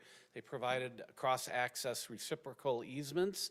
I did not include those in the packets, but they're very lengthy, and I have them. That basically means people at Fleet Farm can drive over to Marcus. Marcus customers can go over to Fleet Farm. You can go anywhere. Customers can go anywhere they want throughout the Paps Farms area. No one can put up roadblocks. And then they changed the lot coverage. Initially, they were asking for 90%. They reduced that down to 85%. And they provided some calculations to you in the packet how the overall basin area will maintain 75%. So we can just kind of go through these. This is that area west of the entertainment building. They closed this driveway up, and they've relocated it over here on this side of the parcel, so it'll have two. This has quite a bit of parking, so two access points seems logical. It's a over 7,000 square foot footprint there, and then they did add these stop signs in here, 3, so it'll be a 3-way.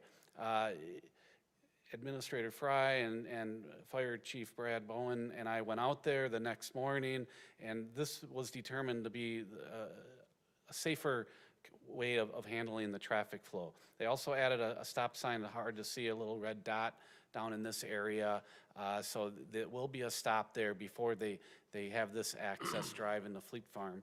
This is a 2-way in and out, so people could use that to get out of the site if they want. The cross-access easements were provided, showing that they fully have legal rights to go across. Anyone can drive across this. I know that was a concern, but no way can, a barrier, fencing, bollards be put up here to stop people from cross-access. And then again, they volunteered to say, we'll reduce the lot coverage to 85%. They looked at this pond. 8 acres in size. They see what it all served, and if it was proportionally divided up, each lot would be at 75%, which meets the intent of the underlying district. I updated the ordinance. I added stuff about lot coverage and concept version 13, referencing the 5-page letter. So this is what you'd be acting on tonight. My recommendation is to approve the second reading for the general development plan per these updated plans. The applicant is also here tonight to ask if there's any specific questions. Thank you, Jason. We'll open it up to the floor for any questions additionally. We did a first reading. We did not waive the second reading. So with if there's a motion, it should be to move with the proposed changes as presented by Jason. Any questions? Yeah, No Alderman question, Shellpepper. just, appreciate you and the owner, developer taking our feedback into consideration. Obviously, we didn't get all the way down to the 75%. I understand, overall that it fits within that model, so I recognize that. Also appreciate you clarifying the connectivity with the easements and again, reiterating that's not a city road, the road named TBD, that's a private road that's part of this, I guess, overall PD would be the right term. And so that's a good thing. And then also having the additional, I think stop signs will, provide for some safety. I am a little concerned about, how that flow will work off of the private drive. If there is a lot of people coming to the movie theater, are we gonna experience a backup there? But recognizing that without that signal there, it could be even worse. So I appreciate the changes that have been made and look forward to Marcus, being in the community. Alderman Clough. I appreciate the changes that you guys, went back and did. I think ultimately I am going to vote in favor of this tonight. My one thing though still is just the traffic, the flow of it. This is probably going to be one of the busier areas in our community. So if, we're a month or two into this project, or once it's open and, all of the businesses are up and running, and, the PD comes back and just says, this is a hot mess, this is not working. How easy, is it to redo? I mean, obviously we can't tear buildings down or, move parking lots, but I mean, would there be an openness to reevaluating this, maybe 6 months once all of these buildings are open, or these businesses? This is your chance. Well, I mean, we can always condemn land and change things, but Right. This is your chance right now. Well, look, I mean, let me interject just briefly. I think if something's not working the way the driveways go, they're gonna probably have to fix it, right? I mean, but they're private driveways. So once, we kind of approve this general plan, they're gonna try to set it up the way that it was done. If something's not working out, they're gonna have to fix it. So I guess let me ask this, can we put it, in the motion or, as part of the approval that, we will approve this as presented, but 6 months from now, the PD comes to us and says, this isn't working, then they have to come back and move some things around? Go ahead, Jason. 2 quick comments on that. Number one, this is a general development plan that you're approving tonight. We don't know who the tenants are going to be, other than potentially a theater and a restaurant. We don't know the other users. So it's hard to say it's not gonna work when we don't even know who the users are gonna be. I mean, But we do know that a movie theater and a Texas Roadhouse is going to cause a lot of traffic. well, I was gonna talk about the movie theater. That was my point number 2. The movie theater is not gonna have 400 cars and then they're all gonna clear out at the same time, like the stadium event or something. They stagger movie times, so they purposely do that so the cars are leaving, at different times. So I don't have any concerns. I attend movies and I never seem to have a problem leaving a theater. I mean, yeah, it might take me a couple minutes to get out, but you don't expect, with the number of access points here, I think the cars will be dispersed in different directions.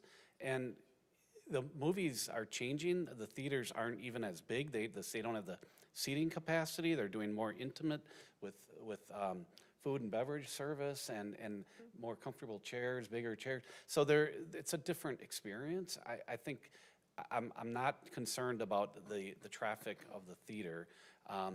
And you're right, you go to the restaurant, you're there for a sit-down, you're there for an hour, you know, I think people leave, they don't all leave together. So I think when site plans come in for these, we can ask for other, you know, more detailed reviews, but at this point, a general plan, when you say if it's not working, that's pretty vague. I don't really know what that would mean. Yeah, Alderman Youngworth. Jennifer, I appreciate you bringing that up. I was thinking about that. Did you say we have Marcus here? I'd love to hear just like if that was, traffic flow was part of the consideration. My assumption is you thought about it and don't have an issue, but I'll leave that up to you to tell us. Good evening, everyone. Just nice to see everyone again. My name is Eric Olson. I'm Director of Real Estate with Marcus Corporation. So traffic is something that we did consider as we went through some of these conceptual designs, both for the entertainment parcel and all of the general commercial parcels. The overall road geometry reflects what is already in the planned development. So, you know, where the location of the access drive is to Penny Lane and where it connects to the road that goes across the front of the Fleet Farm. So that has been in what the city has already approved, you know, over several years. But we have been, you know, going through an iterative process to, you know, show, you know, where the different curb cuts would be and, you know, how we believe it will work. We had some locations where curb cuts had been changed or even taken out from some of our prior aspects of design. And I know Jason can comment on that too, but where we had, you know, the southern parcel, we had some curb cuts there that we took out because we felt, you know, after discussion that there would be an improvement to circulation. You know, we've changed the number and location of curb cuts for the entertainment parcel to improve circulation. So that has definitely been part of our overall consideration in putting the plan you see above. Thank you. I'm assuming that this isn't your first. Is this something Marcus normally takes into consideration from a branding perspective? I mean, maybe you don't, right? Hey, it gets congested, people leaving the movie, whatever. But is that taken into consideration from a Marcus? Absolutely, and even as Jason mentioned, when people come and go, it's very much staggered. So, you know, all of the programming that would be in, you know, that facility, it's pretty de minimis actually, because people are arriving and leaving at different times, so that it's spread out throughout the operating day. Okay, thank you. Can I ask Chief Bowen? Chief Bowen, you're here. You went out to the site too. Do you mind just commenting briefly? Thank you, Eric. Thank you. Appreciate it. Do you mind just commenting briefly? I know you went to the site with, I think Herzog and Mark. Mark and Jason. Oh, Mark and Jason, okay, I'm sorry. This area right here on the map, the three-way, which was originally proposed to be a four-way, is where I saw the biggest concern. The Penny Lane right here in front of Jersey Mike's Buffalo Wild Wings was pretty short for stacking, so we all went out there. Once we saw the true width of this short stent here, it's a really wide road, which would have been going into a very narrow driveway along with two other narrow roadways, which is where we came with the recommendation for traffic flow accidents is to narrow that down and go to the three-way instead of the four-way for safety and flow. And we kind of looked at all the others and, you know, really felt that it balances out with the different businesses that could come. So we felt more comfortable with that versus the four-way that was proposed. Thank you, Chief. Any other questions from the council on this one? So the motion should be, if someone's going to make a motion, is to act on the proposed plan development overlay as presented with the changes this evening. I'd like to make a recommendation, ordinance 26-01122 to amend PD-3-24 for the Paps Farms Town Center within Paps Farms and the changes of that would happen tonight. Okay, second? Second. Please take roll. Alderman Youngworth. Aye. Alderman Frankowski. Aye. Alderman Altman Cloth. Aye. Alderman Ellis. Aye. Alderman Spiegelberg. Aye. Alderman Welsh. Aye. Alderman Shell Pepper. Aye. Okay, thank you. Next, new business, item 8A, consider act on temporary use permit for 2 firework displays at Dockhound Stadium during 2026. I think they did 2 last year as well, didn't they? Yes. Jason, you got this one? Yeah, just a couple slides. Yep, they're asking for fireworks. It was initially approved in their conditional use permit. This is a little history for maybe some of the aldermen who weren't here. In that, it said fireworks are prohibited for the Dockhounds unless they're approved by a special temporary use permit by the Common Council. And also, the Western Lakes Fire District must approve of the event as well. So they're asking for 2 shows in 2026, the same number as approved in 2025. The shows would be on August 20th and September 4th. They could have rain dates if those are bad weather, windy conditions, or, rain, they could postpone those to a later date. But no complaints have been received, and I spoke to Chief Bowen, and Fire Chief does not object to this. So there is one thing I would like you to maybe consider. This is a request that they must come back to the Common Council every year. If they do not increase the number of shows, could the Common Council say we approve the motion to approve this, subject to, without coming back to the Common Council in following years, as long as the number of events does not exceed 2, then, you could give staff the authority to just grant the temporary use permits, which I grant many throughout the year. So this is what the temporary use permit looks like. I have 10 conditions, and, they're the standard conditions that you've seen in the past. This was in your packet, but I referenced the dates and, of the events. So if. Well, what is it, Jason, what does our original document with them say, though? That requires them to come back for approval for fireworks, right? So we would have to change that conditional use permit, right? Well, that would be Attorney Riffle question. I was asked to bring it up tonight. It's a condition, but can the council by action tonight say we can amend that condition to just bring it No, back? that's not in front of us tonight. I think we should vote on this tonight if and I'm okay for us bringing back a CUP amendment and approving that if they're gonna stick with the 2. We've approved the 2, but I think it has to be a separate CUP. Separate Yeah, motion. a CUP, a motion to amend the CUP. Agreed. For the record, too, Sonny texted me this morning and said he wasn't gonna be here. His son had a baseball game. So, he apologizes for not being here, but I said it shouldn't be a problem because we approved the 2 last year, and. We do have representation Oh, here. and SoCal is here, yeah. From the company that runs the fireworks. If there's any questions detailing about the shoot and the distances and things. I just have a real Yeah, quick question, and I apologize if it's in here and I missed it. Sorry about that. What is obviously you're doing this when it's dark. What's the hours and the duration of the? So I'm Matt Sokol. I own the company that does the displays. So we had it no longer than 10 minutes, and typically it's within 5 to 7 minutes after the game is over. And out of the 3 that we've done, we haven't gone past 9:30 on any of them. It's usually 8:45 to 9:15 in that window.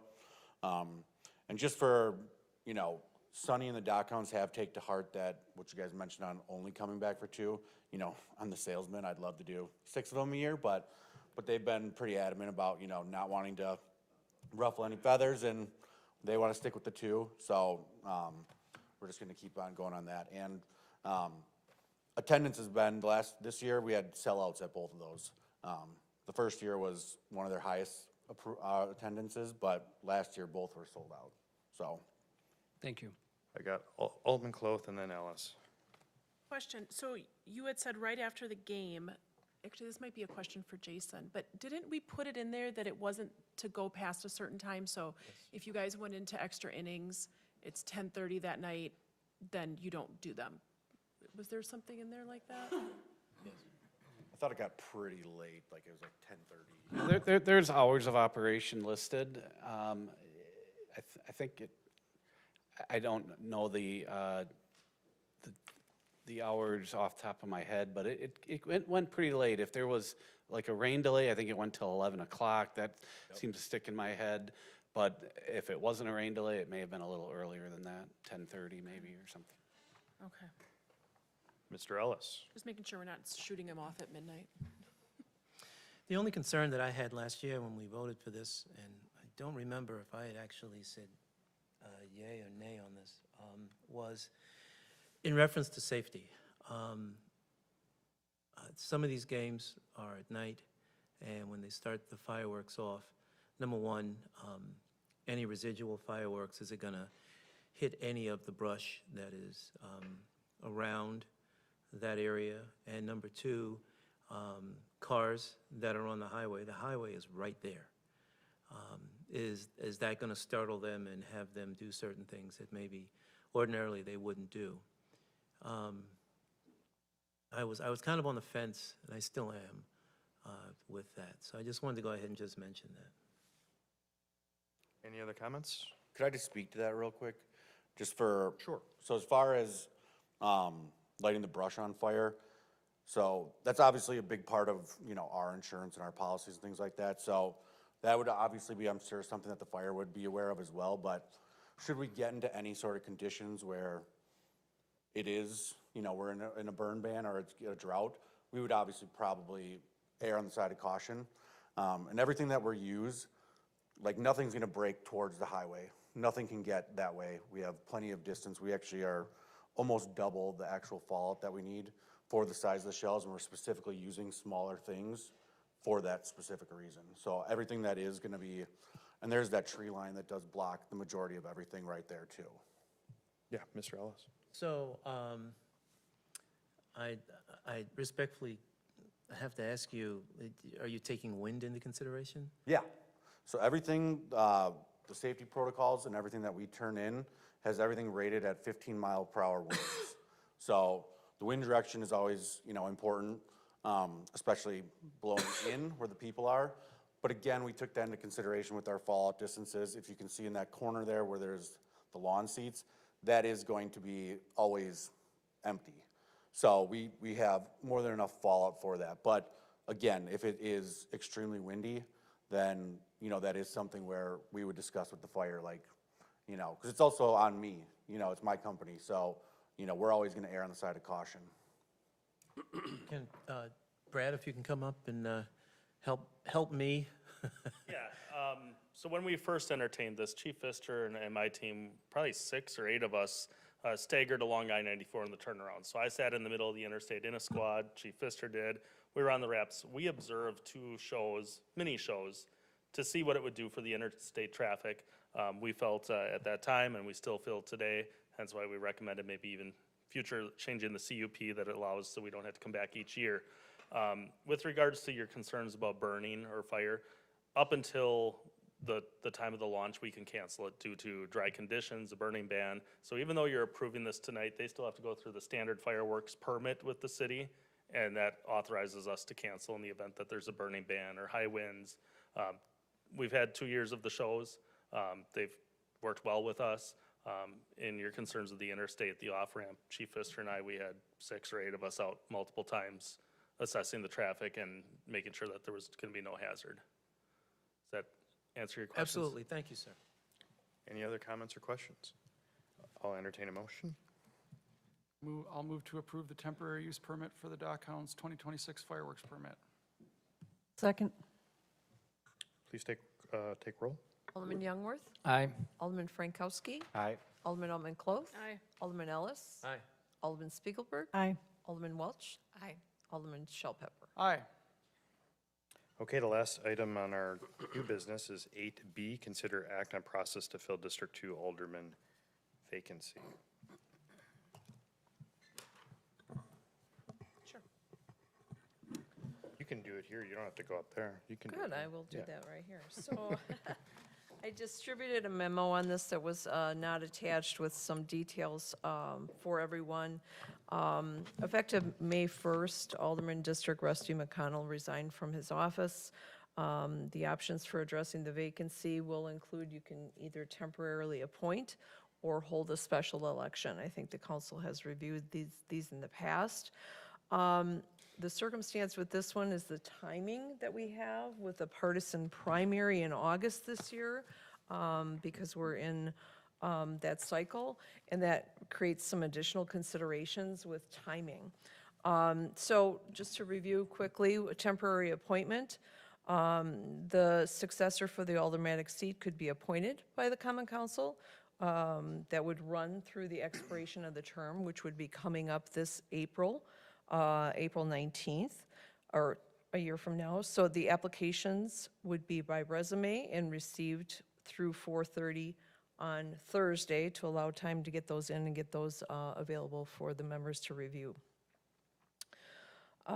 We would, that temporary appointment would give the constituents of District 2 the opportunity for full representation in matters that would come before council. The other option would be to hold a special election. So if the council chooses to do that, a standalone election would need to be held with the timing of state statutes in July. Or it could be held in conjunction with a fall general election. We cannot tag on to the April 11th partisan primary. It's partisan, so we can't add a local election onto that, okay? So some things to think about with standalone special election. There's costs involved.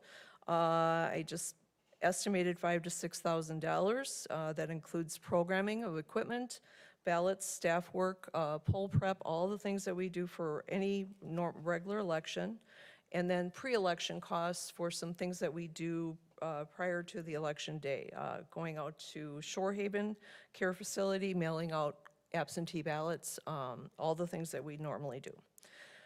So with the costs being one issue, the additional issue is the bigger concern for our office is overlapping election cycles.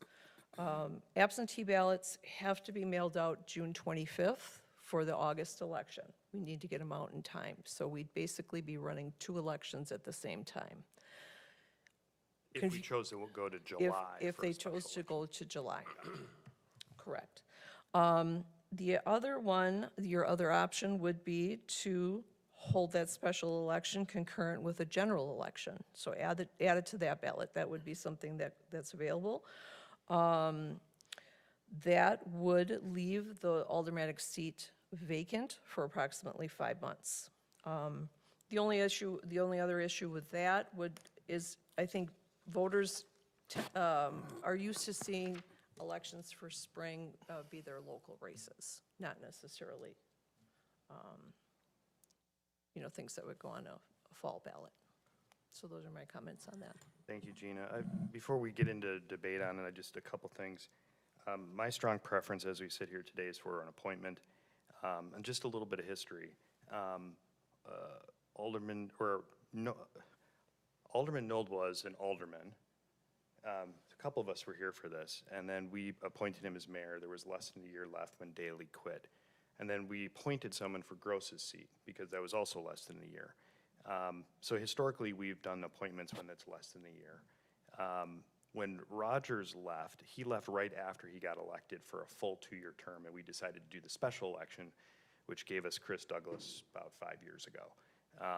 Again, that was for an entire pretty much 2-year term. And then at that point, we opted for the special election. I believe there's a lot of big decisions that are going to happen here in the next few months, and I think we need a full council, and I think the sooner we can do that, the better. I think that's ultimately the best decision for the district. There are certainly pros to doing the special election, but I don't personally think July is workable. But yeah, I'll open it up. Shell Pepper, you had your hand up first, so you're going. Thank you, Mayor. No, and I appreciate it, being the other alderman from 2nd District. I appreciate you giving me the opportunity to speak on it first. So I'm advocating for the special election in July. Insular, non-transparent decisions within with council members, picking new council members, I think that breeds mistrust and skepticism. You don't have to look any further than the Delafield City Council elections this past cycle. That was one of the main issues that was driving that conversation, was appointments midterm. It's inappropriate, it runs counter to the transparency and accountability that the residents deserve, the community deserves. There's very minimal cost involved. There's the opportunity to hold the election in July, which is perfect timing. Aldermanic candidates need 20 signatures to get on the ballot, which is a very minimal task. And also, I'd just point out that we have a district aldermanic system, right? It's not an at-large system. So by appointing a member to the council, we're not giving District 2 representation on the council, like was just said here previously. We're actually giving council member representation on the council. So we're giving ourselves representation. We're certainly not giving the representation of the people who live in District 2. I'm the only one on the council, aside from Mayor Rosick, who's been elected by District 2 voters. As far as I am concerned, I don't think, anyone else on this council should be picking a District 2 alderman. The voters are smart and savvy. They are gonna be able to figure out there's 2 elections, one in July and one in August. That's the most appropriate thing to do, and I appreciate you listening to my comments. Thank you, Mayor. Other comments? Alder Altman? She had her hand up first. Does Altman close? Go ahead. Okay. And I know the answer to this, but I just want to make sure. So regardless if it's a special election or appointment, they have to run again in April of '27, correct? Yes, if a temporary appointment is made, that person would run for the Then they run election twice term. in a short amount of time. Okay. Or And even then, with the special election. Oh, right. yeah, okay. And then just, I guess my one comment is, and everything Chaz said was 100% valid, and I understand where you're coming from. I guess my thing is, someone who, works in the, political election side of things, our voters are fatigued. It's been a couple very hot, very, kind of grueling election cycles. And I don't know how much I agree with putting our voters through that back to back when, if we do make the wrong choice on who to appoint, they're gonna have another choice in just a few months to either vote to keep that person or vote them out. So that's just my 2 cents. Alderman Spiegelberg. I agree with Chaz that we should do the special election and in July. And those elections don't end up turning out a whole ton of people anyway, but District 2 still gets their representation. When Jeff Schmidt left my seat abruptly, there was a special election in July between myself and another woman. And I understand, I understand how busy you are, but I think it's really more important for all of the reasons that Chaz said for us to hold the special election in July. Other comments? Questions? Mayor, can I make one more comment? Yeah, then? oh yeah, I would absolutely. just note, I respect everything that Alderman Altman-Cloth just said. I would note that there's a significant power to incumbency, and as soon as that appointment is made and there is an alderman in the seat, I recognize that in a year they'll have to run again, but they're gonna have significant leverage and a foot up on whoever they're running against, and I would feel much more comfortable, not the council giving them that leg up, instead the voters of District 2 giving them that advantage.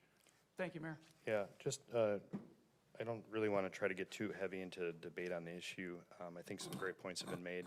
WSStat 1723 gives a common council like this the ability to choose during a vacancy. So it's legal, it's authorized by state statute, it's something that's done pretty regularly.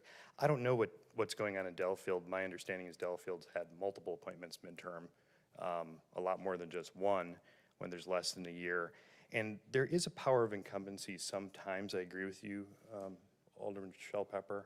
However, we have an alderman that's literally sitting here who beat someone who was appointed to a seat, and that's Alderman Ellis.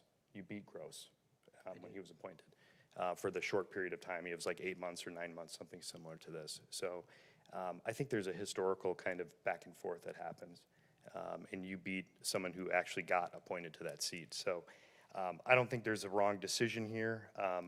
I do think that back-to-back-to-back elections people are frustrated with. So that's my general position on it. I will have, oh yeah, well, and it's expensive. It's another $6,000, but that's, you know, that's our choice. Else? I would have to concur. I believe that citizens, they need a break. At the end of the day, I think that it's something that we've gone through once before. And I think that we should just continue doing what we had done before, which is the temporary appointment. At the end of the day, they still have to run again. So now the citizens in District 2 have the opportunity to see this individual and see how they perform before actually making them maybe another 2 years. So now, my question to you, Chaz, is this. How do you feel about being the only District 2 alderman at this time, and then maybe not until July if people, if... Right, my answer to that, Kevin, is you guys picking the District 2 alderman doesn't make that any better. That's Okay. not a representation of the residents, is what my view is, and Okay. waiting until July, which is 2 months away, is the right answer. Okay, so if I hear you proper, you don't have a problem with just being that voice to the people in District 2 at this I time? guess what I'm saying is that I'm going to be the only voice regardless, in my view, Okay. if the appointment is made by the council and not the voters of the district. Okay. Thank you. I appreciate that. All right, I'll entertain a motion unless there's additional debate. I'll make a motion to hold a special election in July to fill the District 2 vacancy. And I'll second that. Okay, a yay will be for a special election, nay would be no, and then there could be a second motion after that if that fails. Call roll. Alderman Youngworth.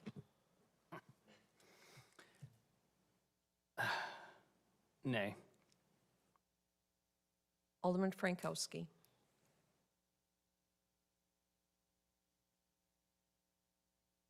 Nay. Alderman Altman Cloth. Nay. Alderman Ellis. Aye.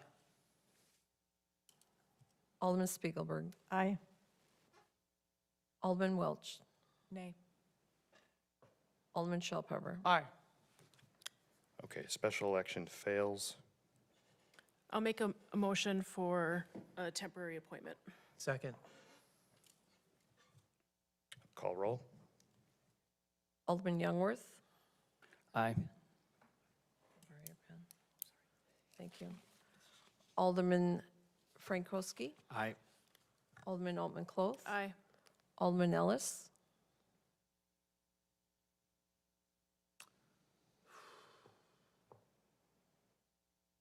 Aye. Alderman Spiegelberg. Nay. Alderman Welsh. Aye. Alderman Shellpepper. No. Okay, that passes. We're going to move forward with a appointment process that's been outlined in the memo. We'll have applicants submit a letter with a resume before, I think, what do we say, the 14th? Do we say the 14th? Correct. Okay, 4:30. We would need the resumes returned to the clerk's office. Would you like us to receipt them? yeah, and then submit those to the entire council. And then we'll include them in the packet. Yeah, and then there'll be interviews on the council floor, and then that decision will be made either that day, or if, you know, we don't like the applicants, I suppose we could always do something else. So. Thank you for the robust debate. I'm asked Mark to give us a quick staff report on our Lapham Street Bridge.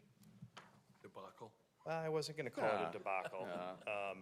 Issue, we'll call it, the Lapham Street Bridge issue. Yes. Thank you, Mark. The recent events involving the bridge. So, Monday, April 20th, I got a call from our Director of Public Works that said one of the support beams on the bridge sheared off during the concrete pour. The deck that they were pouring is 28 inches thick of concrete with a lot of rebar in it.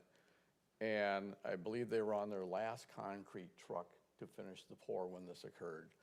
And you'll notice that in the middle of the bridge, where the concrete now slumps down, and that's because the support beam underneath which was only a temporary one in place until the concrete cures, had sheared off from the wall. We later found out that the bracket that was supporting it had a crack in it, and that's why it failed. They removed all the concrete, and they were in the process of doing that when on Saturday, April 25th, the center of the bridge, which still had the concrete in it, dropped down into the water, collapsed down in. There could have been a couple things that were doing that. Once the beam that was supporting it in the middle dropped down, the only thing supporting the concrete was plywood and some 4x4s. And more than likely what had happened was that folded up and started to wedge itself down, which then pushed the beams on each side of it off of their mounts. The mounts stayed in place, but the beams fell off, so then the concrete fell straight down in. By the end of that day on Saturday, we called the crew back. They had to respond from up north. They came down and had all the material out of the water, with the exception of some of the concrete that had fallen in, along this edge here, but with the high water and the current that was there, the DNR said that we can go back once the water level drops and we can get the river cleaned out, which we will be doing. They then turned around, and I give them a lot of credit for this. They re-engineered the supports to add more. I think this was more of a belt and suspenders because the other system would have worked if the bracket had not failed. But they had turned that around, so on just Friday, May 1st, they had all the beams in place and they started putting the wood. And it's the wood that you see here, the 4x4s, and then the plywood. So that's in place until the concrete cures. And then when the concrete cures, it becomes a solid structural unit. So then they can take the beams and everything off from underneath it, and it self-supports. So that's what they were in the process of doing. This is what the bridge looks like with the form in place before the rebar's in, and you can see this is a 28-inch thick wall across the entire deck. And then, I'll get there, folks, just, oh, come on. And I was doing so well for once. Get Gallo up there. He knows how to run that thing. Yeah, I know. It's the mouse. But the rebar, I just wanted to give you a picture of that. That got put into place, but there's considerable rebar in it. But I didn't want to just talk about the things that took place, because right after this, as a city, we had a lot of concerns with the project. We didn't want it just to move forward, just to get the thing going. We wanted to make sure that, one, the structure, the concrete structure and walls or the abutments were not damaged at all during all this stuff falling into the water. So we had the DOT go in and they had to complete an inspection, which they did. The DNR came out and looked at it to make sure that we could do anything with the in the water. The mayor signed a proclamation in order for us to get the approval in order to shut down the waterway traffic under the bridge, because that was never part of the plan, but we had to put that in place. Pfeiffer brought in an engineer to review the bridge and the brackets that were there and determine what that issue was. They then added more support. They pretty much doubled up on the beams that were supporting it. Monday, May 4th, ironworkers will be installing rebar cages, which they've done. And so it means that we're about 2 full weeks behind where the project would have been. So I give them credit for moving forward and getting this accomplished. The original completion date for this project was September 3rd. We know that we will easily make that date, and we're expecting potentially a late July completion. So that's it. Thank you, Mark, appreciate it. Sorry about the mouse, folks. We forgive you.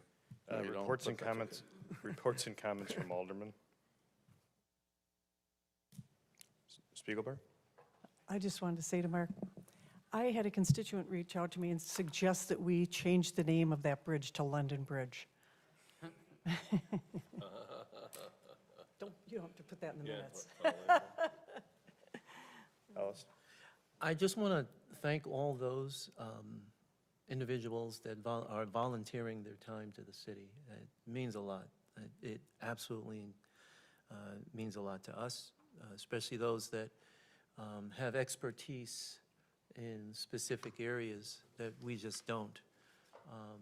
We rely on that. We rely on your expertise and your comments to be able to make the best decisions that we can make to keep Oconomowoc safe and to keep Oconomowoc vibrant. So thank you very much for coming on board. Seeing no other comments, I just have two real quick ones. With regard to the bridge collapse, kudos to the city staff. You guys reacted really quick. I think Mark happened to have been out there when some of the pieces of concrete were actually falling into the river. Yeah, with your cutoff shirt on and everything. And I didn't cause it. Yeah, he did not cause it. We confirmed that. We also had a really good meeting with Pfeiffer and DOT a couple days later.